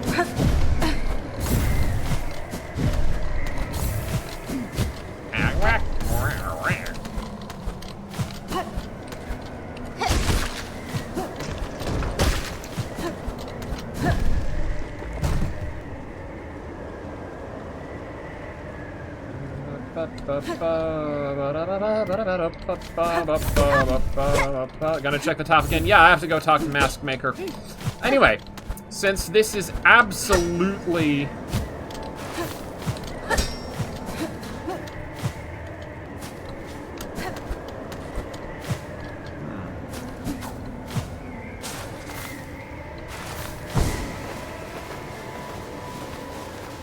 since this is absolutely, staying in, I'm not just gonna take the VOD, trim down the bit of me reading the bestiary or something, which I considered doing if, the frame problems persisted.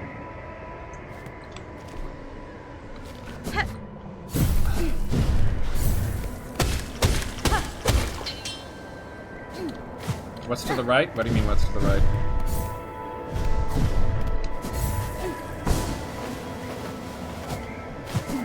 This is where... What's to the right here? Just a sheer drop.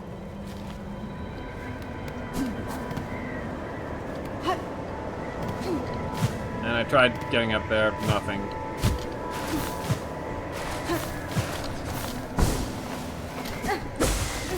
There's that. I don't think any of this is breakable. You'll have to clarify. If you see something in particular. Or did I already cover the bases of whatever you were thinking of?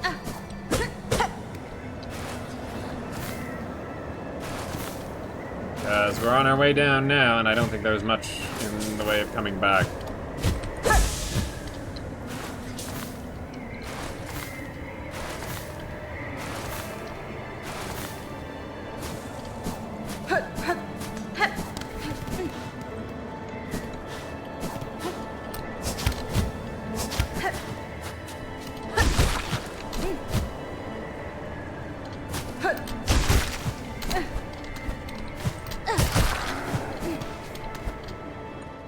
I think Faithorn is sometimes there, sometimes not. Not sure why. Interesting.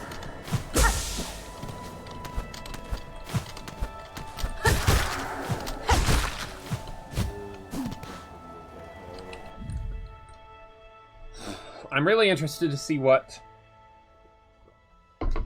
Maskmaker has to say, because, and I mentioned this in the Lost VOD, when they're sober, or sapient, or whatever, what was it she said? Lucid. When they're lucid, that's the word Hornet used specifically. When they're lucid, they mention that perhaps the Faithorn perceived a darker change to come, or a more drastic or dangerous change to come. And I'm wondering if both Maskmaker and Faithorn were capable of perceiving the coming of either Hornet becoming the new Monarch, or the whole Void problem. Late you are, and already a mask, already a face. It is for those that without that I must carve.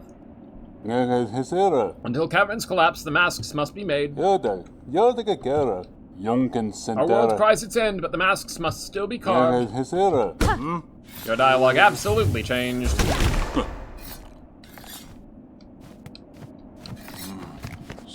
Back again, old one. The effects of your altercation with the Pale Mother, those are plainly sensed.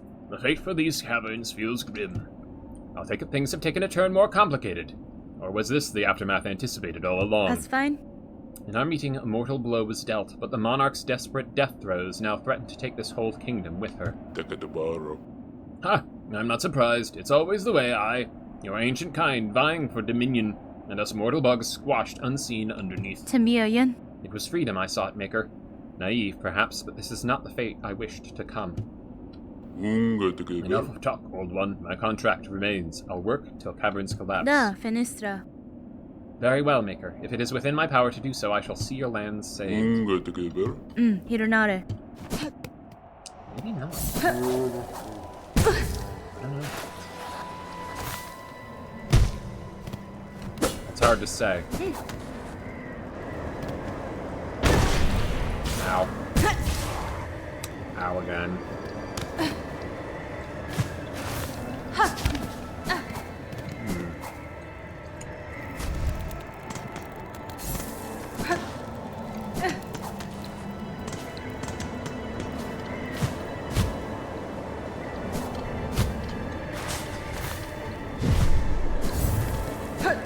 I don't want to see the thing he's carving that huge mask for. Good point.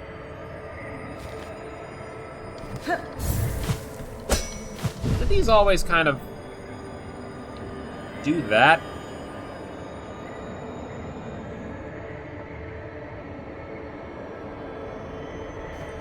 That's peculiar.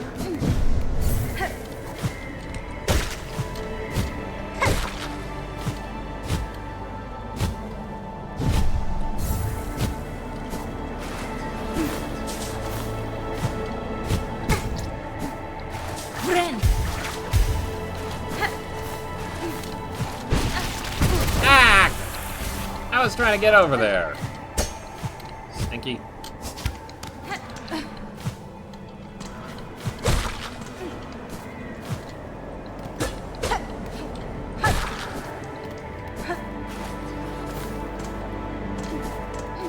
Okay.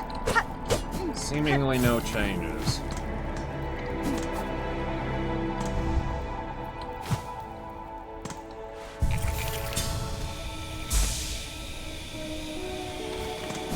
Pop down in here. Don't think anything would be different here, but best to check.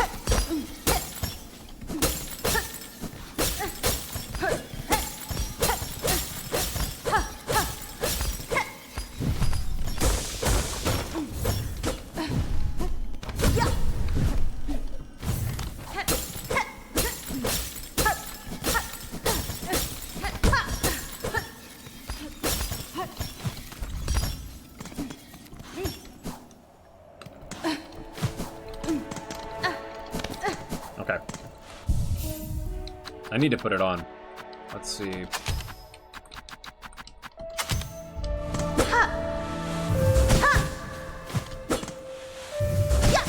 That's pretty dang quick.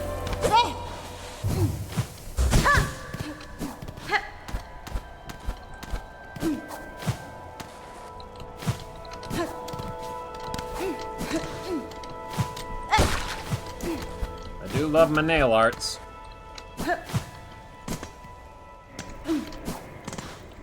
Okay.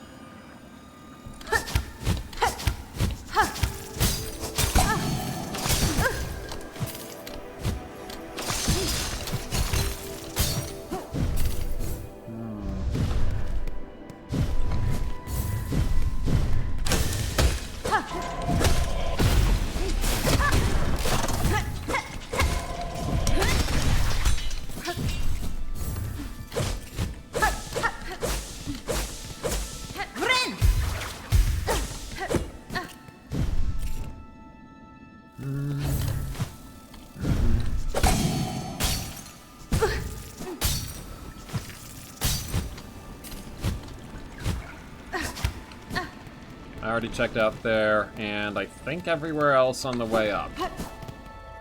Alright.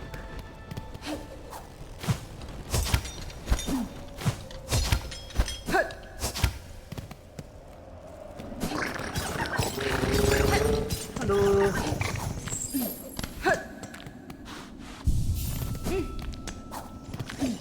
Okay. Last time we also did a couple of other things. I meant to check out the room that second sentinel was in. Nothing was there. I discovered that the Delver's Drill was better than I gave it credit for.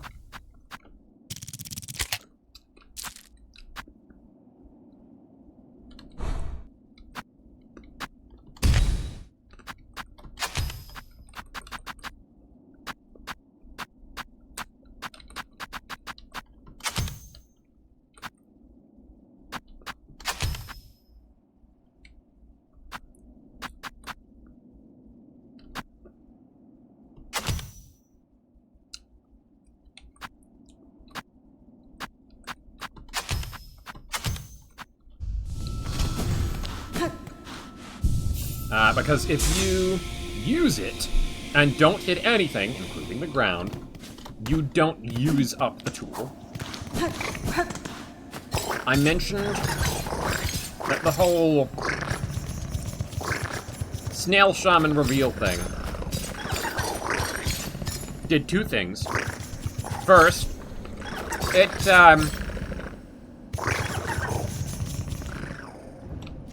pretty solidly adds evidence to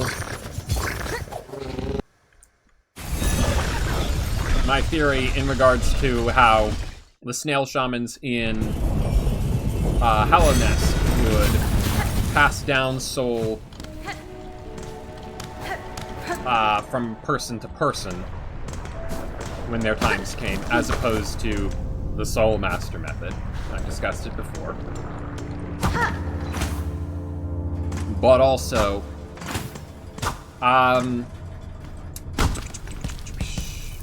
what was the other thing?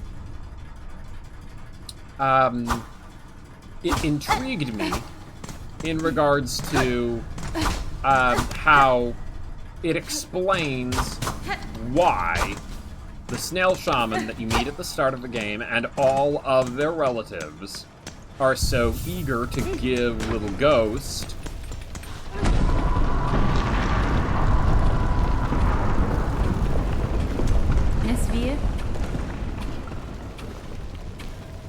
the soul spells. Forge Daughter, these black quakes that now rack your lands, I'm seeking to see them quelled at their source, below the lakes of flame. Mario.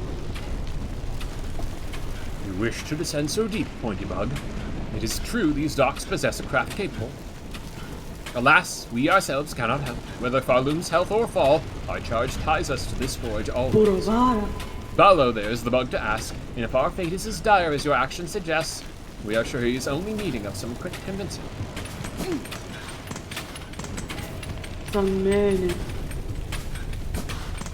Cadestre. Sir, I have need to head below the Lakes of Flame. There is a diving bell at the base of this structure that seemed fit for the task. I require it opened and an operator to send it deep. Caspin? As one of few upon these docks with mind still sound, that role must fall to you.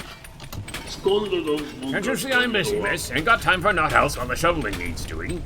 Benifred. Choose to aid me, or all your efforts will soon be wasted. This kingdom crumbles. Its collapse is inevitable. If you wish for your work and your life to continue, you must help me now. So it's gotten that bad, I guess if that's how it is, I'll be your bug. Meet me below at the diving bell. We'll see if I can get you ready for the drop.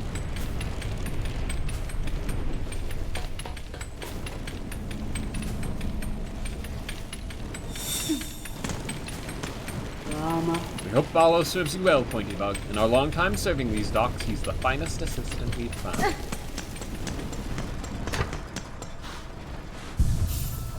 Alright.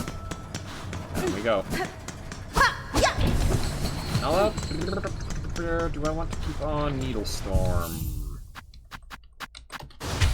Let's put on Rune Rage again, for the fun of it.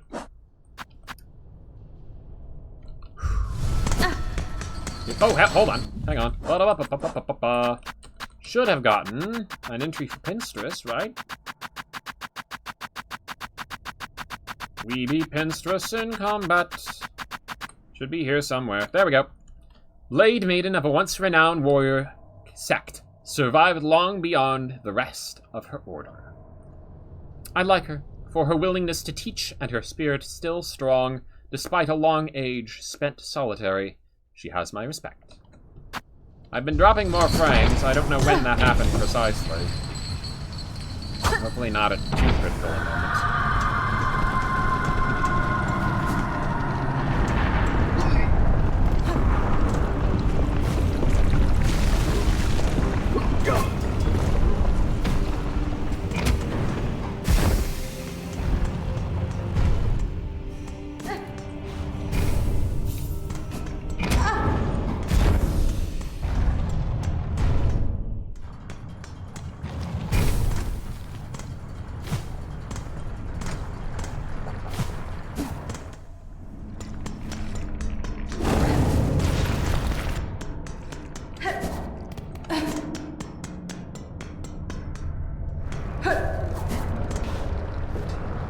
An old diving bell.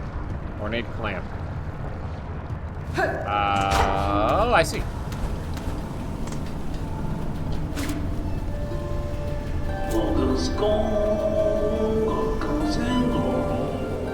I think that's the same stuff as you said before. Oh, miss, how's all this then? A lot of dials to be tracking, but at least the controls seem in good order. From here I can guide your bell down best as any bug. Me offended? And you've no prior experience with this type of transport? Do I detect hesitancy? No one does, miss. Them who used to dive are all long dead, or cursed to half-life. And there ain't no bug left alive's been brave or stupid enough to try. Till now, at least. I'll work as best as I can. Can't do much more, I'm afraid. At least the forgings of these docks were built to last. Now we's only gotta pray they hold for you. Here's the key that'll see you inside its metal belly. Pop in there once you're feeling good and ready. In the meantime, I'll get to seeing things set up here. Diving bell.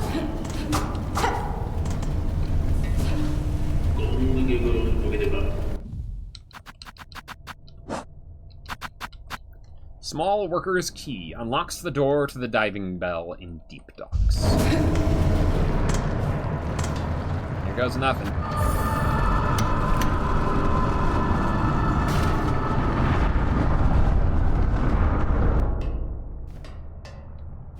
Fadastamo. Sir, I wish to depart. Please ready the bell for travel. Sure thing, miss. Sit on the bench and I'll send you down. That's fine. Seeing some sense. Can't blame me if you're thinking on backing out. It's a mad hope that old bell will even survive the trip. Magina Fora.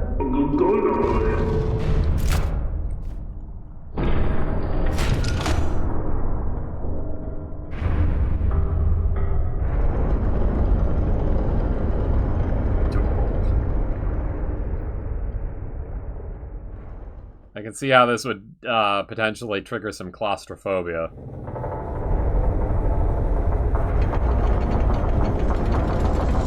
Oh, jeez.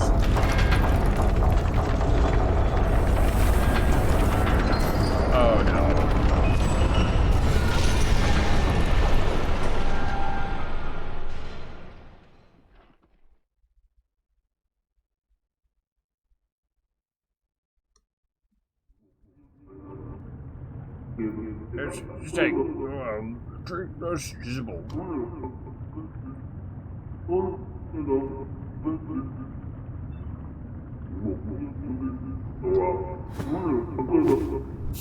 Yanara. Sir, if you can hear me, there has been an accident during the descent. In this broken state, the bell is unfit for travel. Retrieve it if you may, but I shall not return within.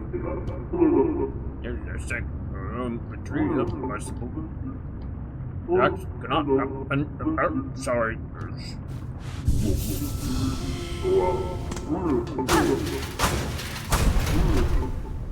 Well, at least we got through the fire.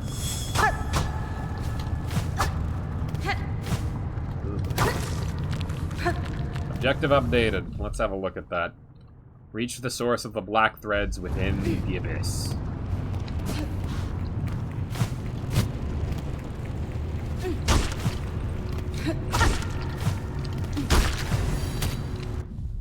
They've made a return.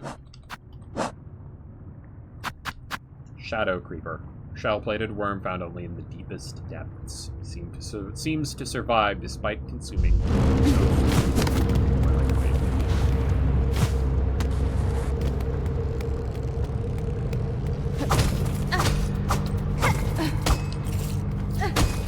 You desperately need the shards.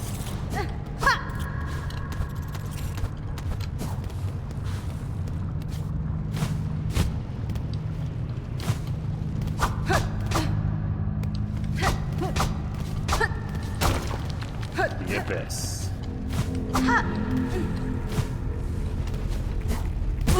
Wag! Startle me.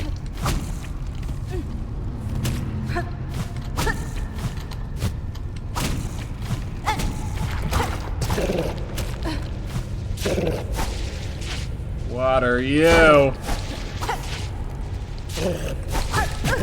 Ah, no. Gloom sack. Tiny, empty creature, barely a bug. Swallows its prey whole and sucks their nutrients until nothing remains. Oh, friend.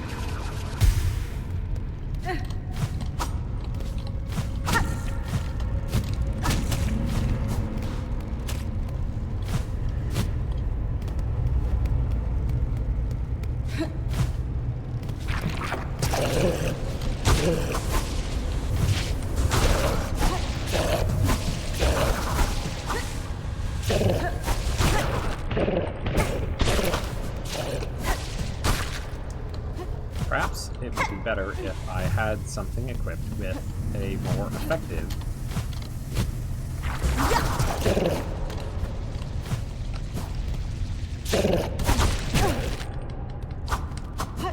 Well, that's one way to get through there, I guess.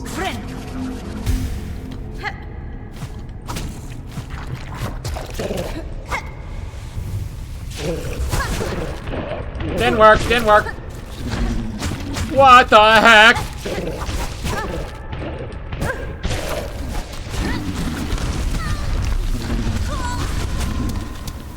Jeez Louise!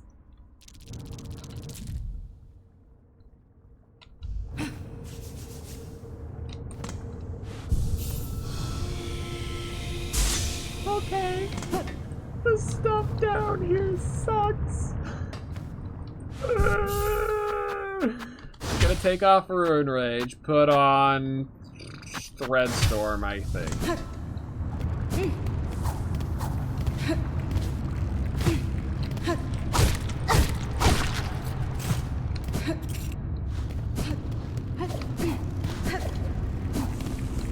Ah, you got me again. And late's gonna call it a night here. Thanks for hanging. Thank you for popping by, Planet. It was great having you. Don't mind me while I just casually probably die.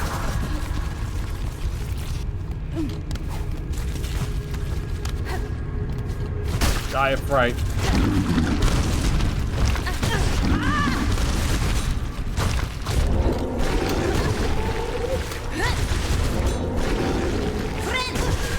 Oh dear.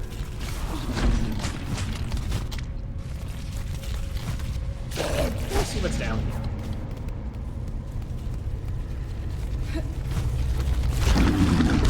More of the same.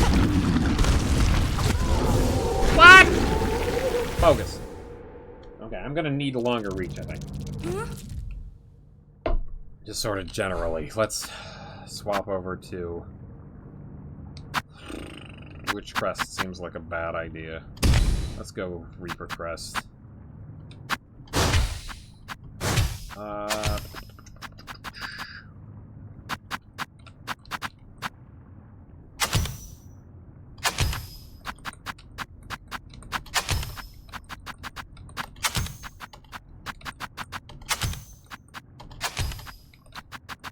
Yeah, no, that makes... well... Let's put Flea Brew on the bottom and Plasmium on the top.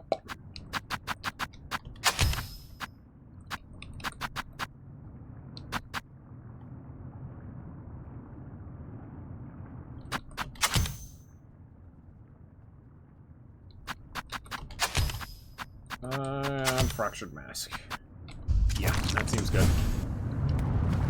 Oh, but I have no map, I don't think. Yeah. So let's swap out Compass for... Well, what good is that gonna do me anyway?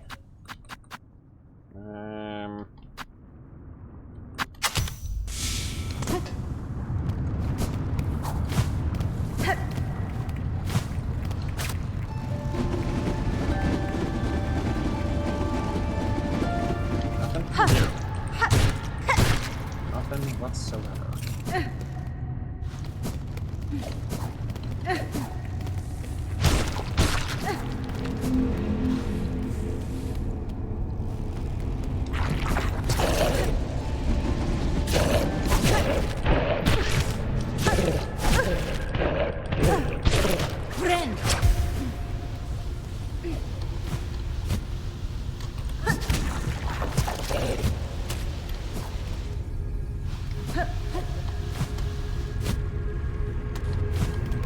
I have to take it on.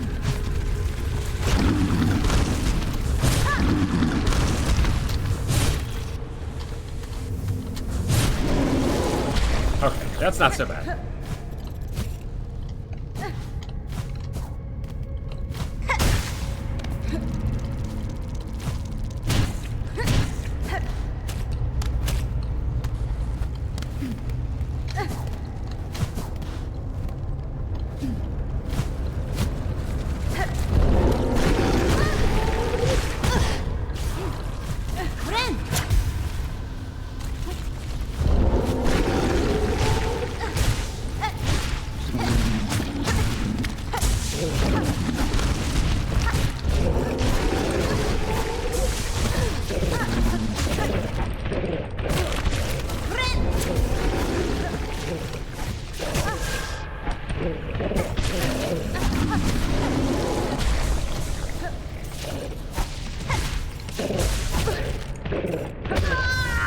Dang it.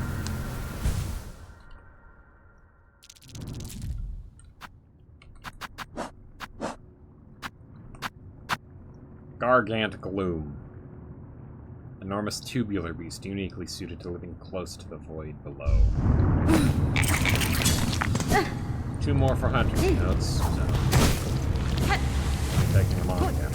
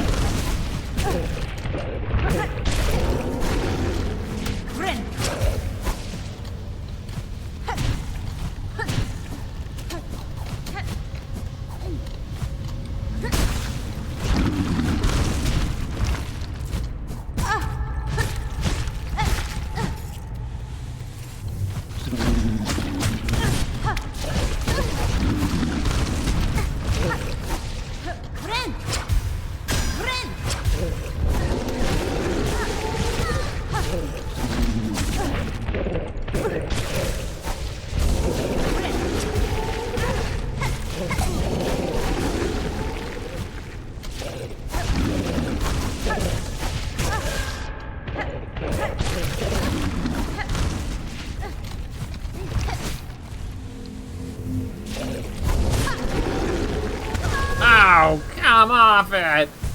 Oh. I don't like this place very much.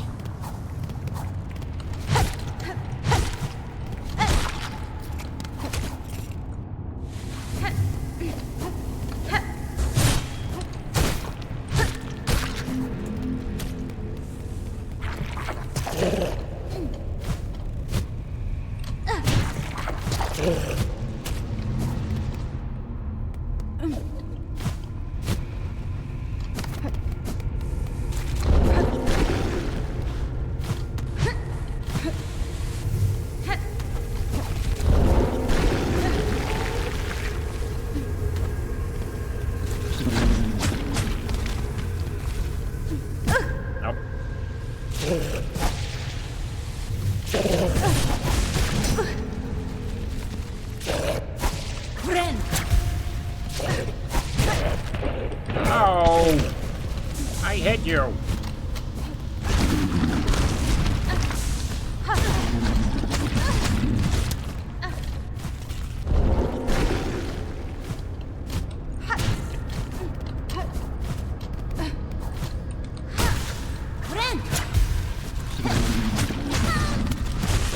What is your hitbox? Ah!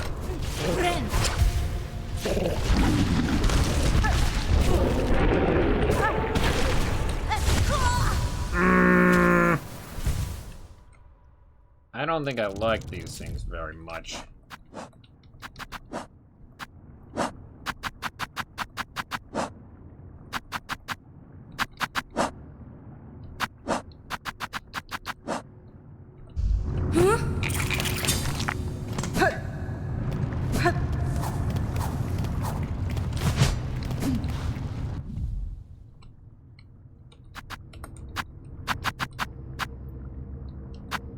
This one disturbs me. There is something in its simplicity. Do I almost feel fear?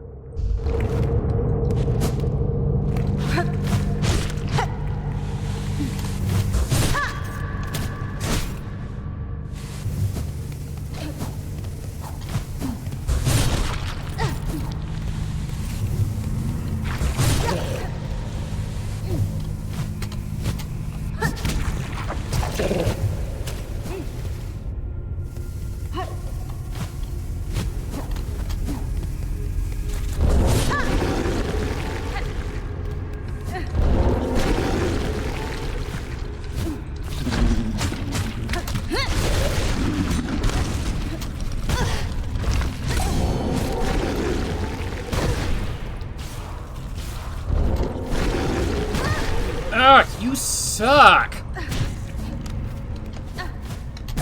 Ow.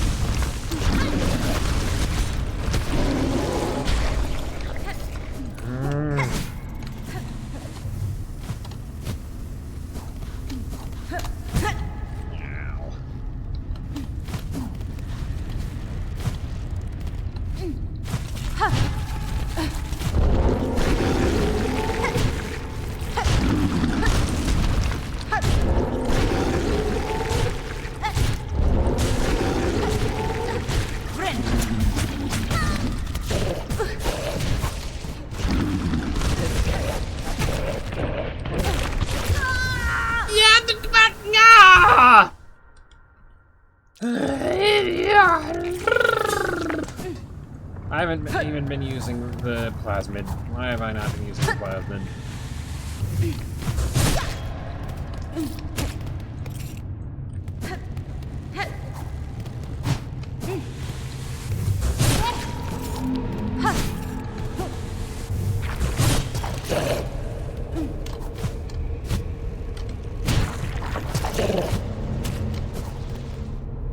Lol, that was wonderfully humiliating.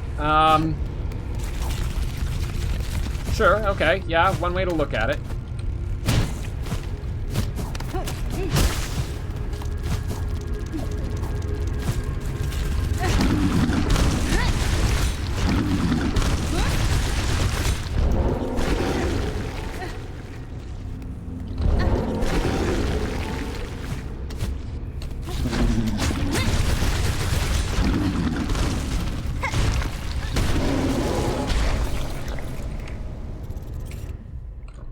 Amazingly, the creature carries the void's black liquid in its stomach, violently spraying it forth.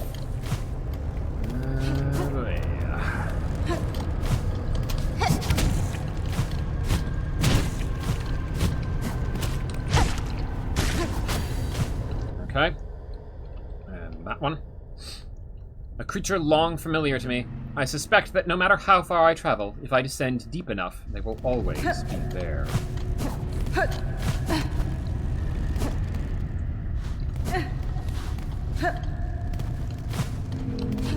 What is that, pray tell?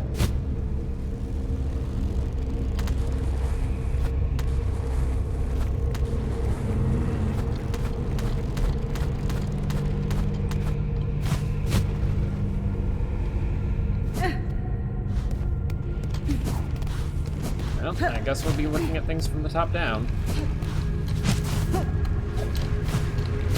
So glad they've got thorns here and such. And this looks to be a one-way trip.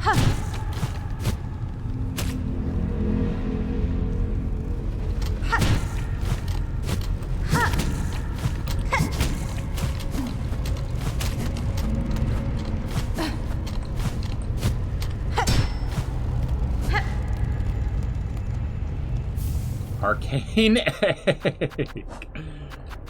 Black stone egg formed before the birth of Pharloom, a relic from the ancient past, highly prized by collectors of historical items.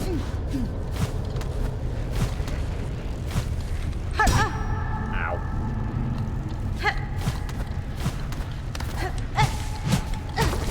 And you are...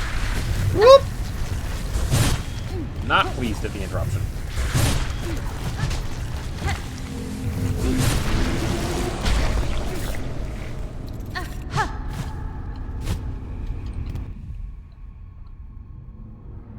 Shadow Charger, bulky worm of the deepest depths, lives in tight crevices and uses its weighty body to batter.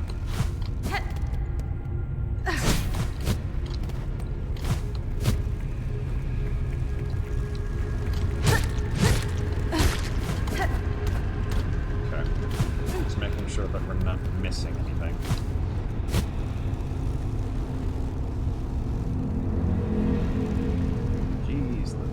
This goes down a long way. And yet, the build is looking peculiar indeed. Yeah, okay. Whoa, boy!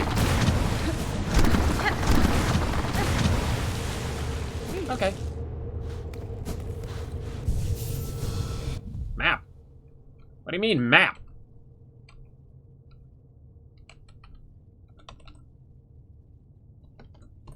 What do you mean I drew something on the map?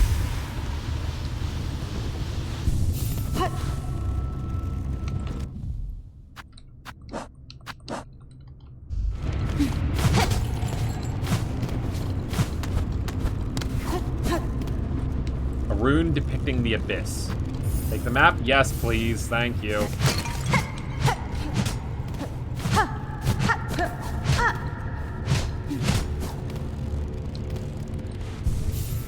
Okay.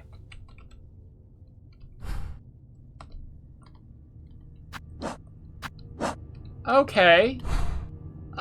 Okay.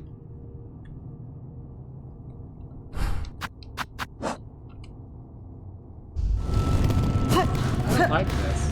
I don't like this much at all. This place is horrifying. Okay, that would appear to be progress then. So let's try the other way.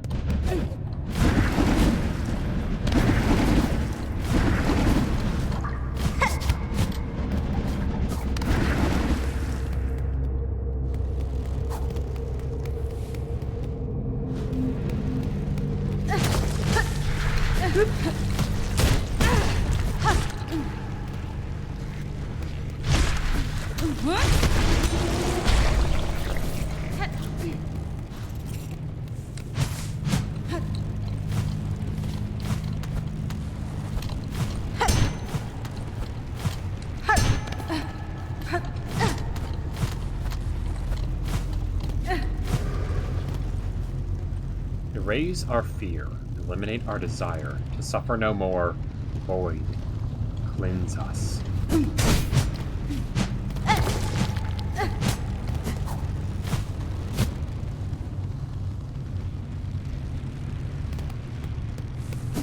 Okay.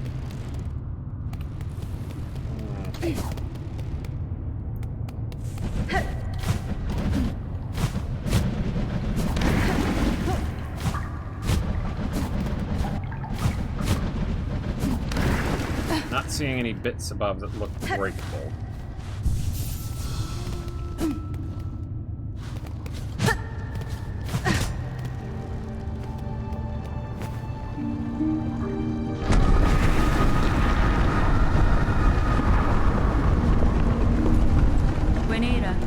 There you lie, Monarch.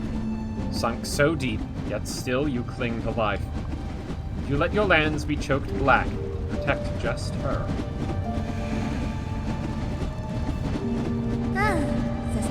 Spider dear, what a delight to have you visit. It is oh so lonely here at the bottom of the world. I cannot share your mirth, child. Your small rebellion above now causes this kingdom's collapse. Letting you live was my rebellion, Spider. I've denied my mother your silken strength. I've won.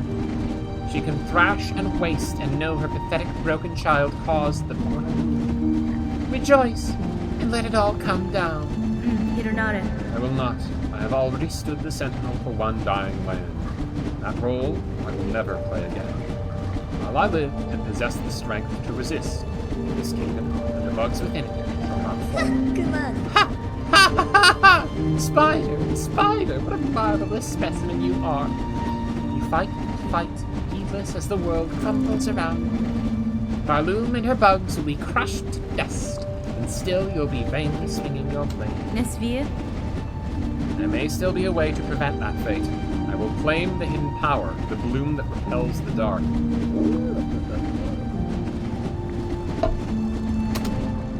Those snails share some fault in the snare, and their callous use of the void. They shall help me now to seek its counter. I will return, child, when I bear the strength to dive below and cut this land finally free of your mother's grasp.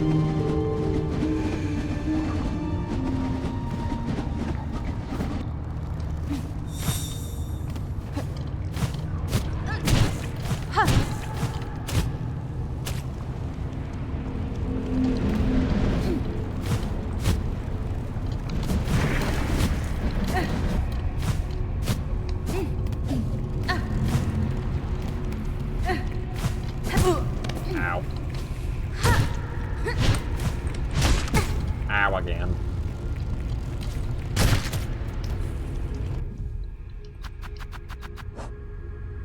Escape the abyss.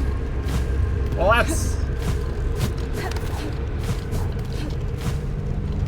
Oh boy.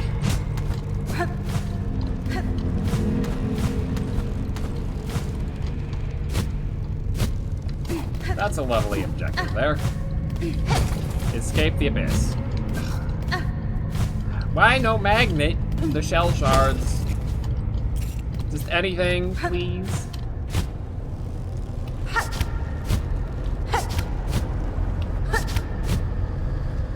Or to do so.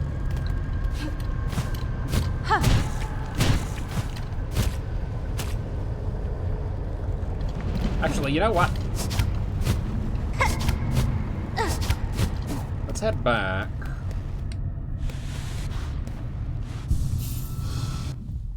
I want this on the map. Okay.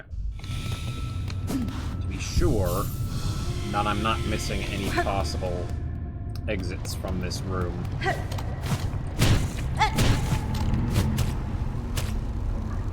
As best as I can, anyway.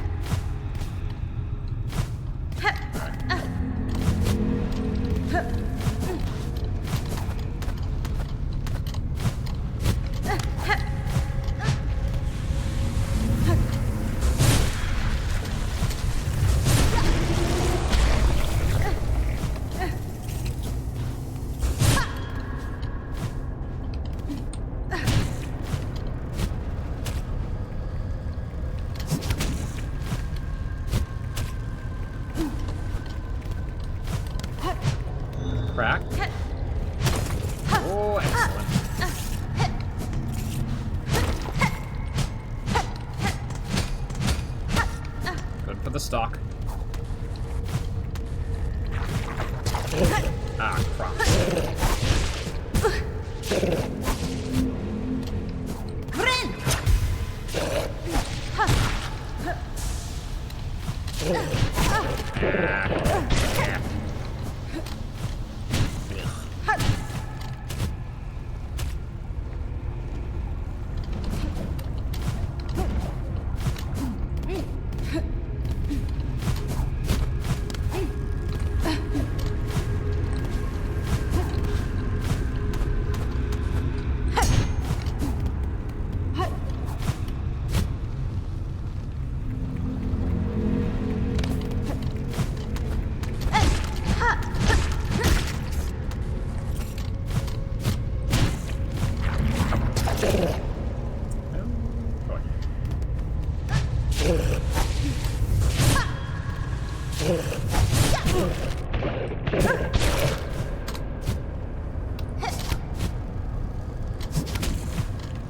Friend!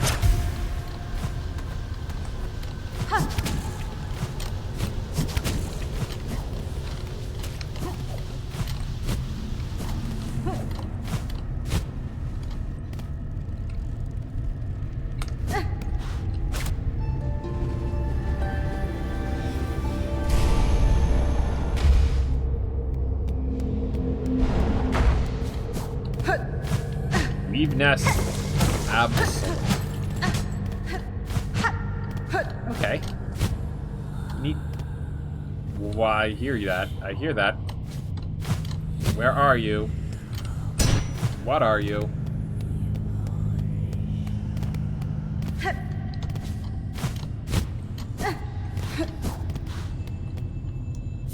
Farsight. It's on this menu. Retracted Weaver Surveillance Instrument. Once assembled, the device will allow observation over vast distances. It can be assembled in a home.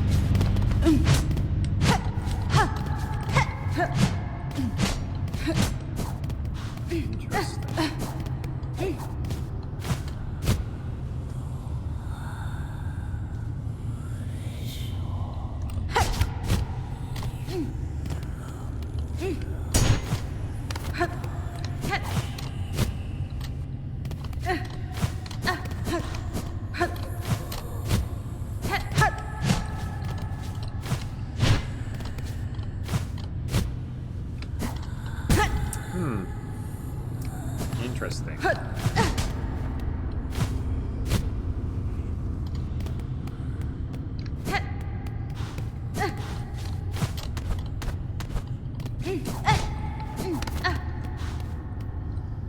A rune scroll depicting void given form.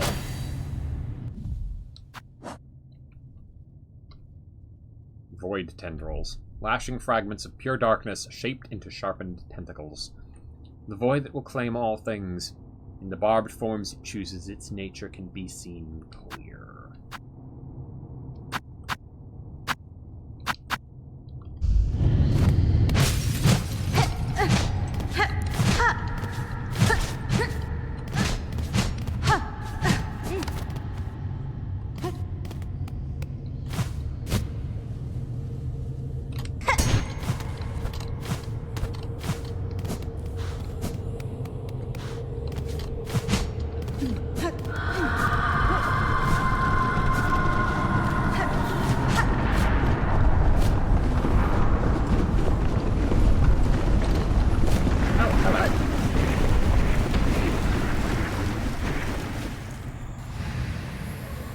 Daughter of a distant land, we who remained have waited long. Bind our strength to yours. We claim the future of our haunted kingdom.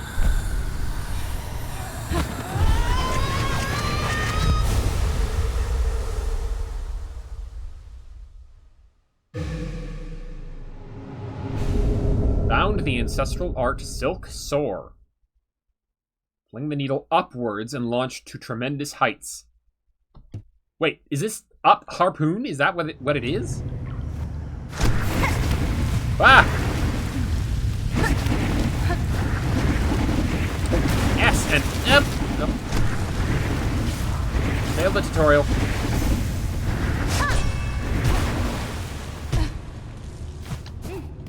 up harpoon-ish. Oh my.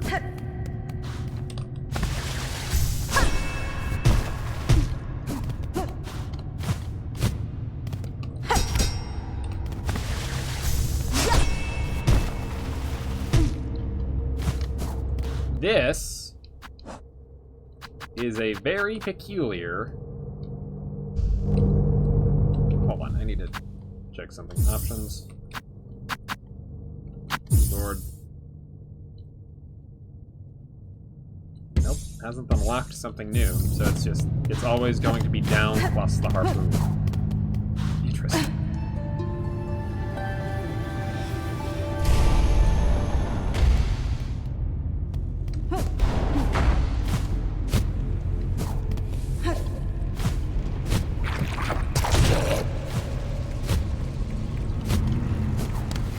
This room has no... Ah!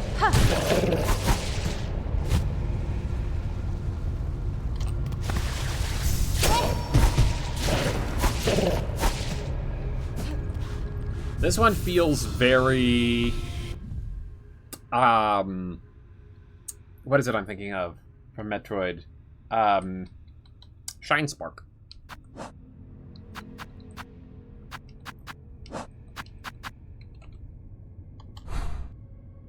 Alright, only way out would be back up, I guess.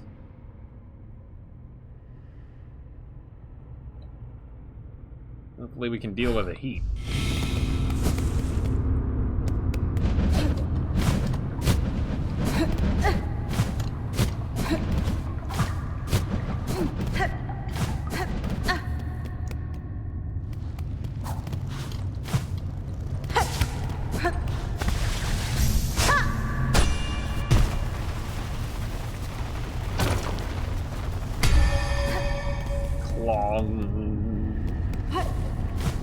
Very cool.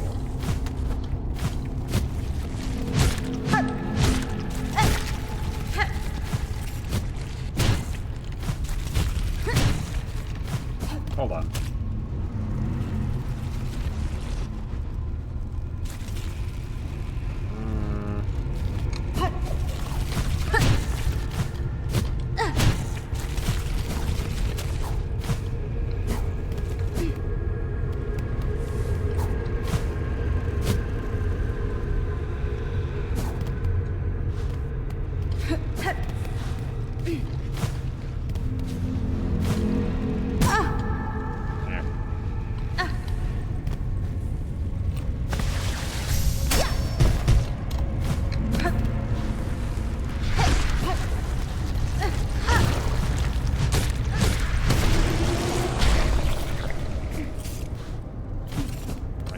Come back if I exit the room and re-enter.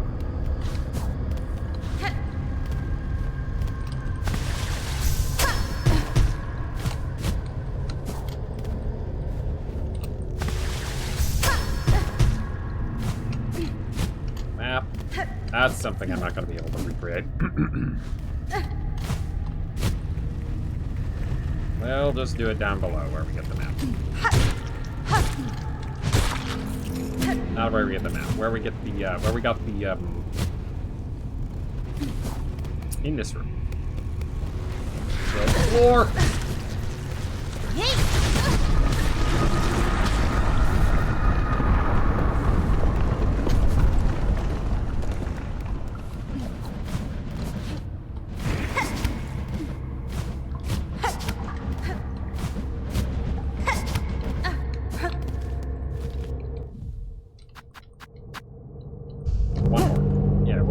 We'll sit on the bench and do it on the way out.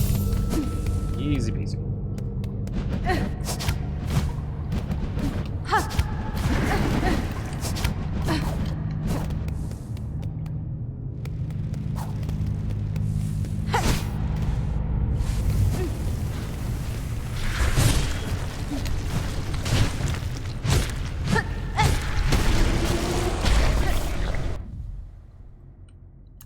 These ones grow large, yet I have never observed them eating or sleeping. They seem such simple bugs, but I suspect they are not truly our cousins.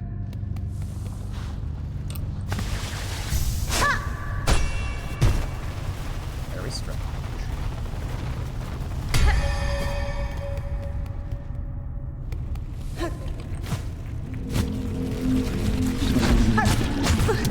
Hey, stupid. I'm getting out of here.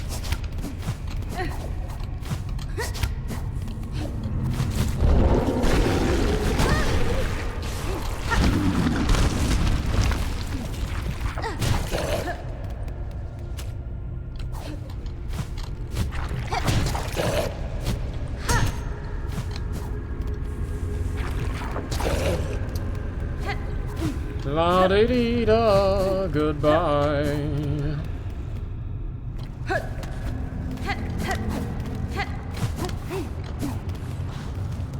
Oh. I actually managed to get the bell back.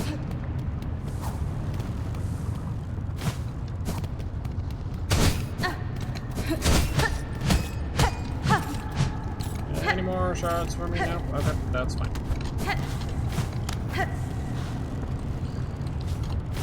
Should line up correctly. And here we go. Oh, that's interesting.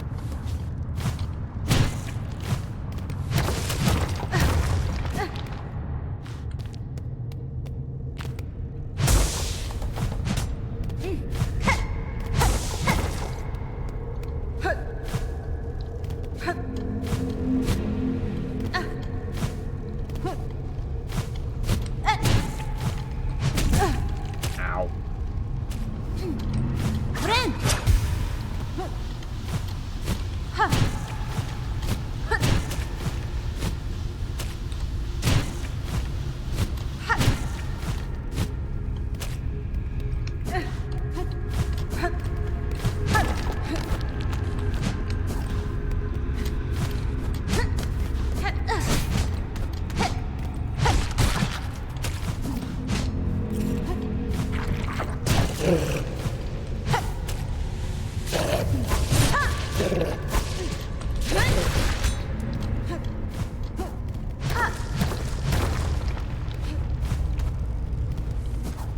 Okay, that's up and out, so we're going this way first.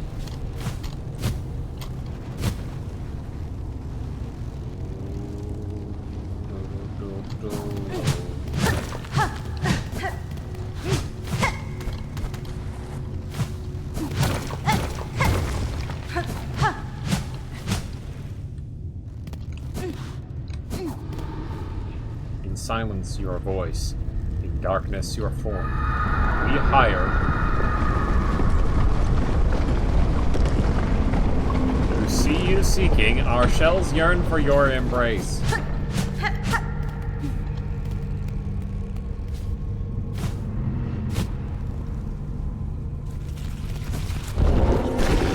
Okay.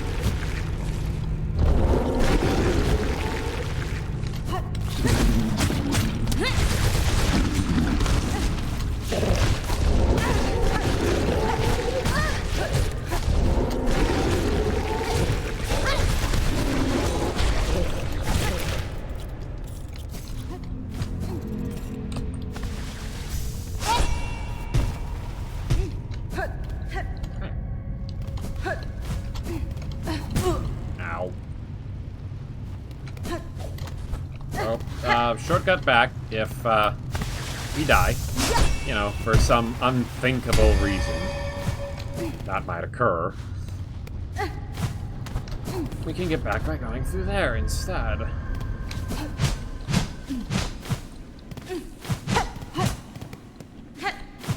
Way up. Looks like way up. Okay, never mind. We don't need it. There's a bench. We're all good.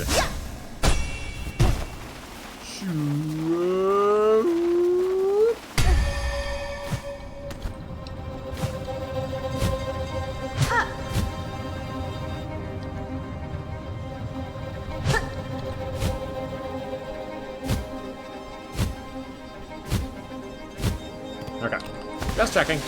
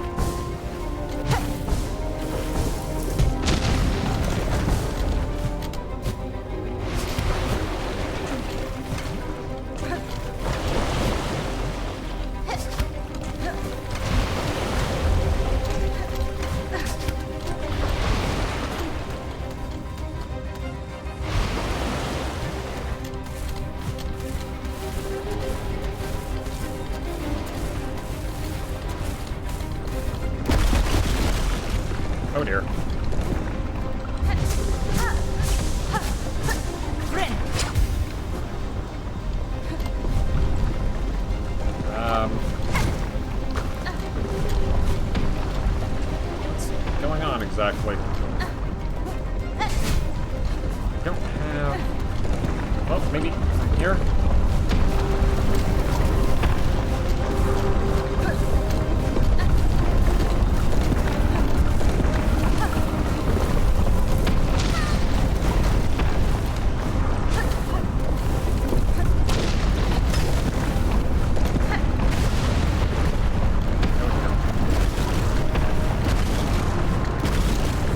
Something tells me that this place is a mite unstable.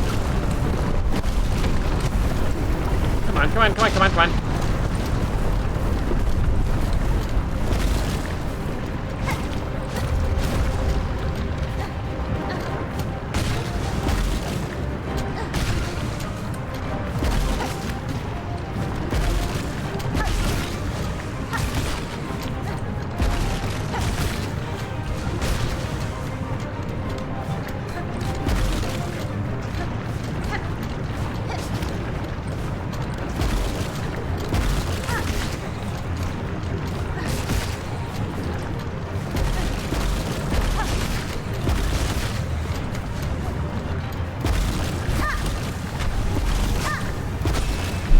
Come on, come on, come on, come on, come on, come on, come on, come on.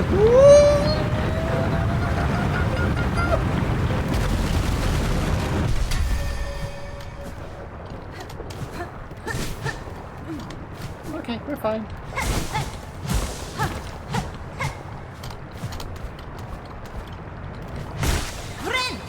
As far as I can tell, at any rate.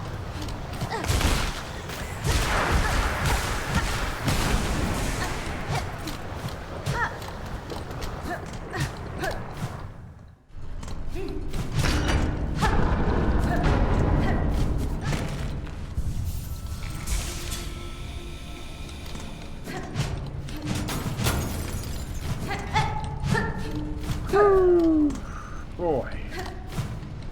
Alright, where is this?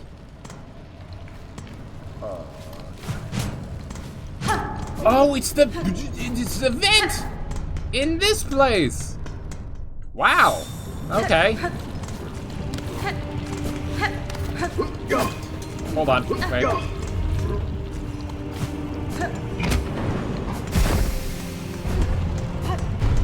Well, I may yet be in the bell room. I should report in both places. I might expect to run into him.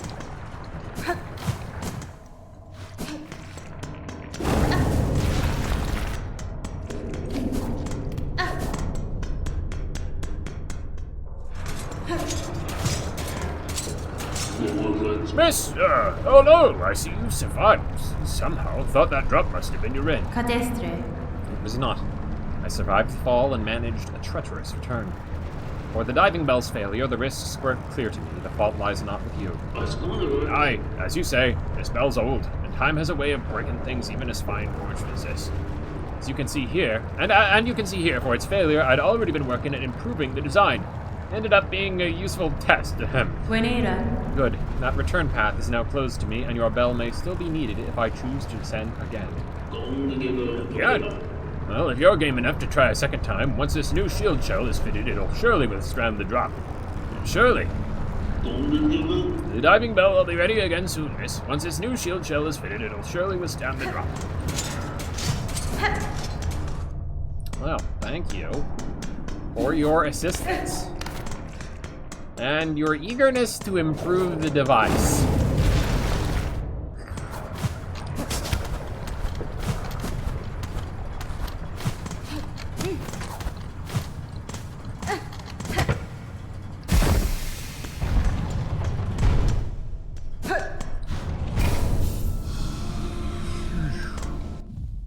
Let's see that new objective.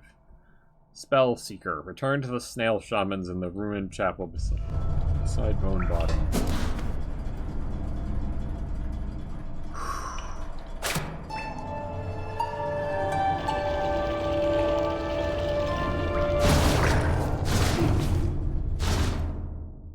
I think it will be a bit yet before I decide to do that.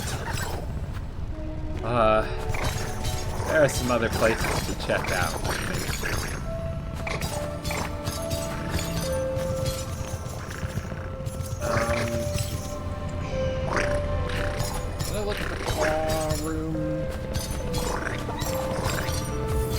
I put a marker there. I don't remember if I did or not. That's one of the...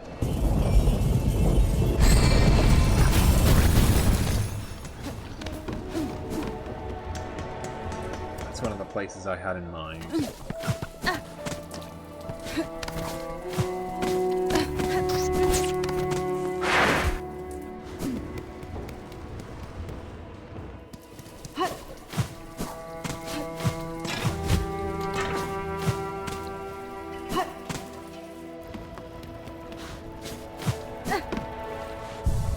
I knew! I have everything when it comes to journal entries.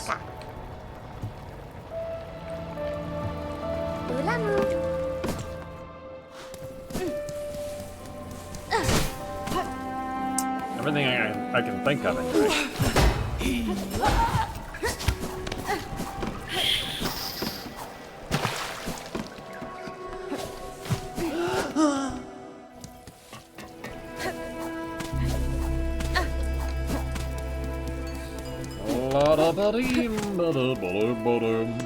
I feel like I must have checked this place out because I commented on... I definitely commented on that...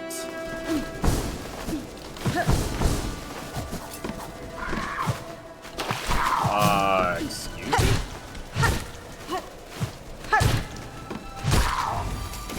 I was gonna say, is it just me or does that crawl look a little odd? I guess I didn't check it out. Quad Juror. Screeching scavenger died black in mourning at their land's collapse.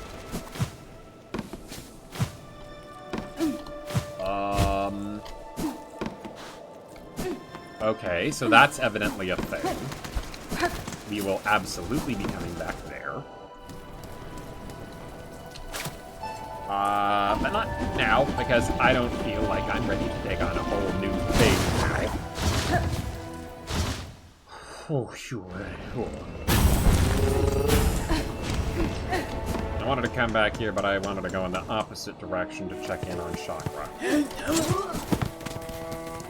Hopefully give good news.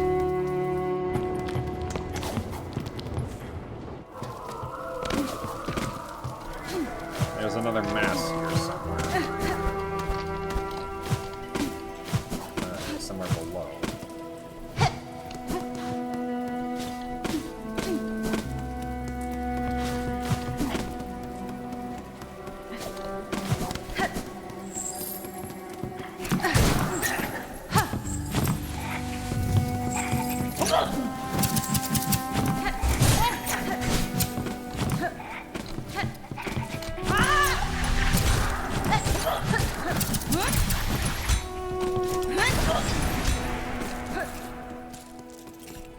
Avoid attack once. Interesting.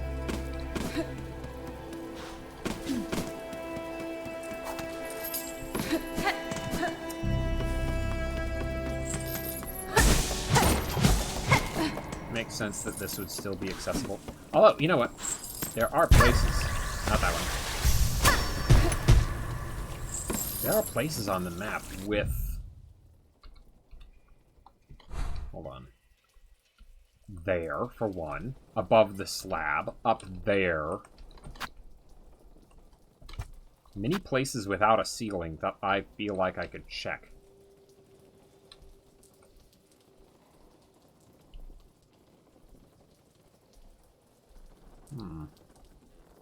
Where would I want to go? Ooh, I could get up there now. I can get up there again! Okay, so that's someplace. I want to be sure that I marked the craw area. Good, good.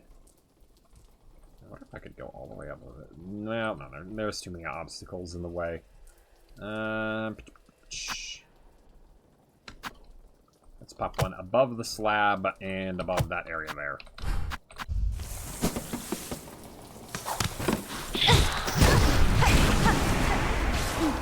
Up and away.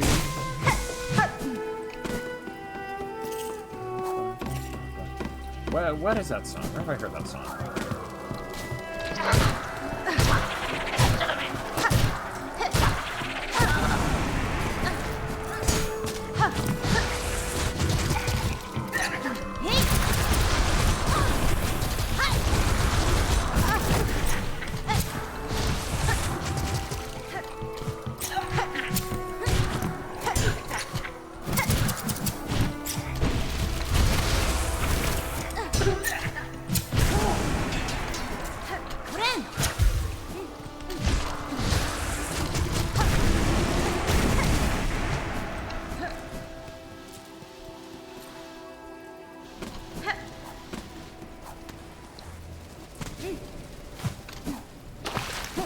checked in the mic room. Chakra, please tell me you're alright.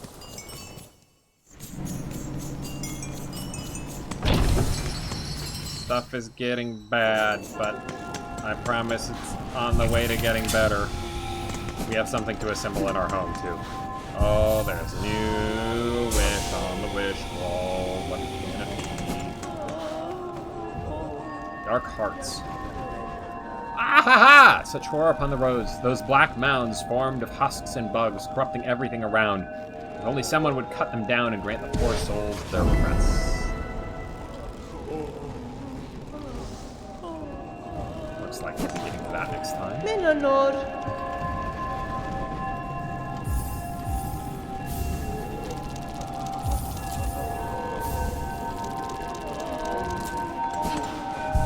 Something I didn't notice about Snitch Pick was it says, while causing additional damage. I want to pop that on. You know what, actually, let's put on Witch Crest for the additional blues. Let's put that on, put that on, put Red Storm on. Let's put on Dark Dart.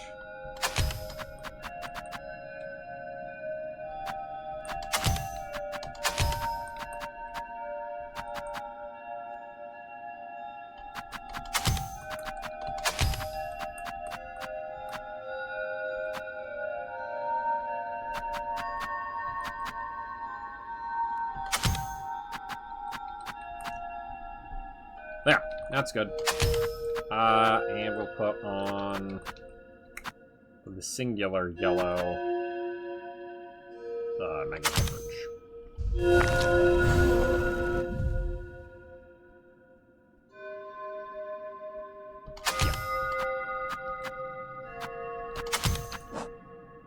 Yeah, for now. Well, no. Shard pendant.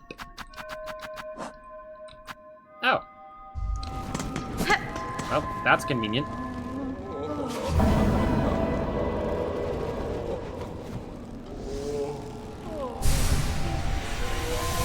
Yay!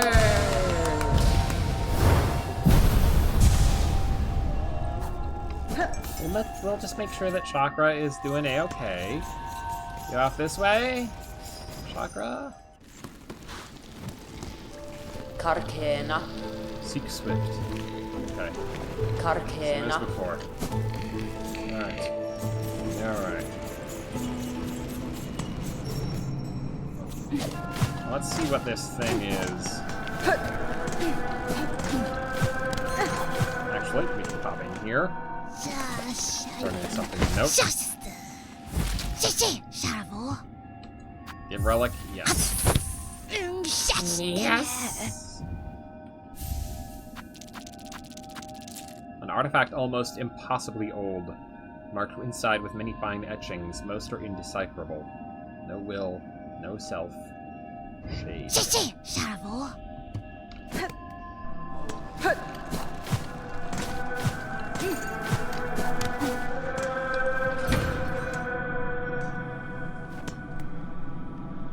Symbol Farsight? Yes.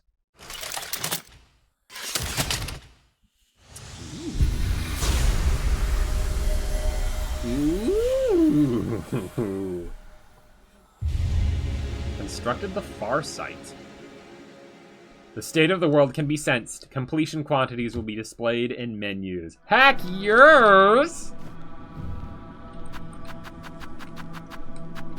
Ooh, okay. Okay. 8 mementos. Wow. Wow. Okay.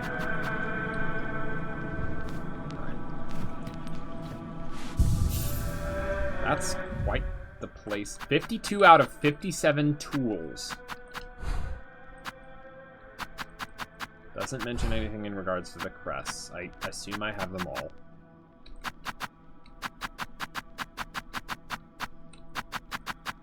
One more red. Only one more red. That's probably the broken tool. One more spell. Wow.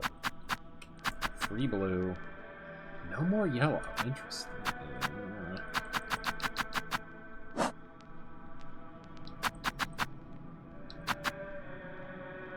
Oh, there's another mask. At least. Completion 91%.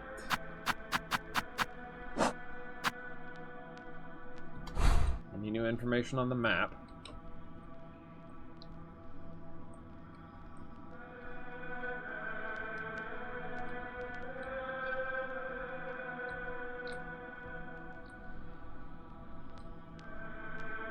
Interesting.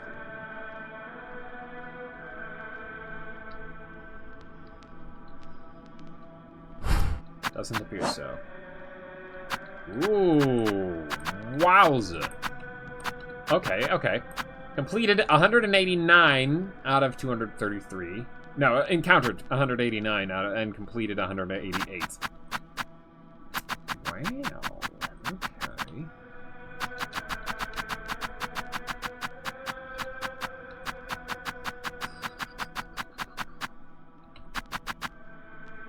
Something between Sandcarver and Judge. I think I might know what that is, actually.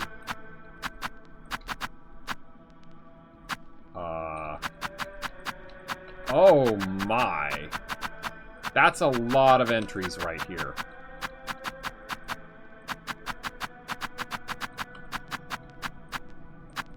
Something between Trobio and the slab things.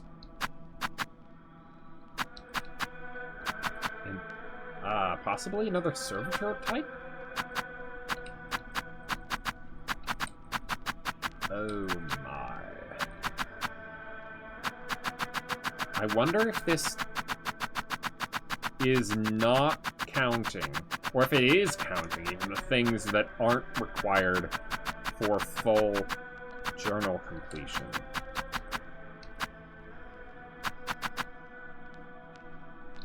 Wow. Because, like, there were things that would show up in the journal that weren't required for completion. It would just add to the little number down here.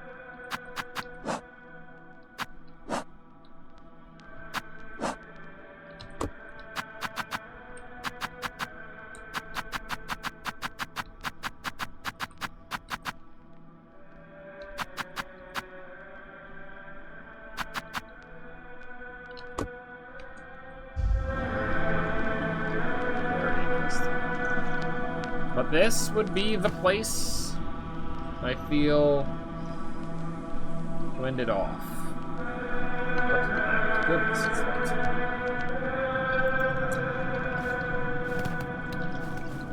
Yeah, certainly later than I intended to go, anyway.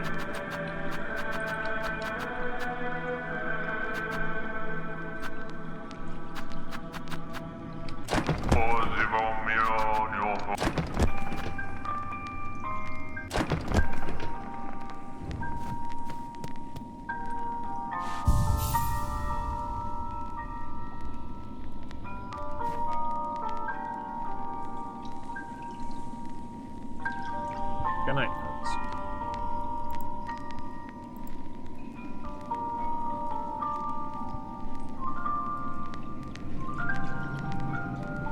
Oh, and the next Heartflower hunt coming soon, by the way.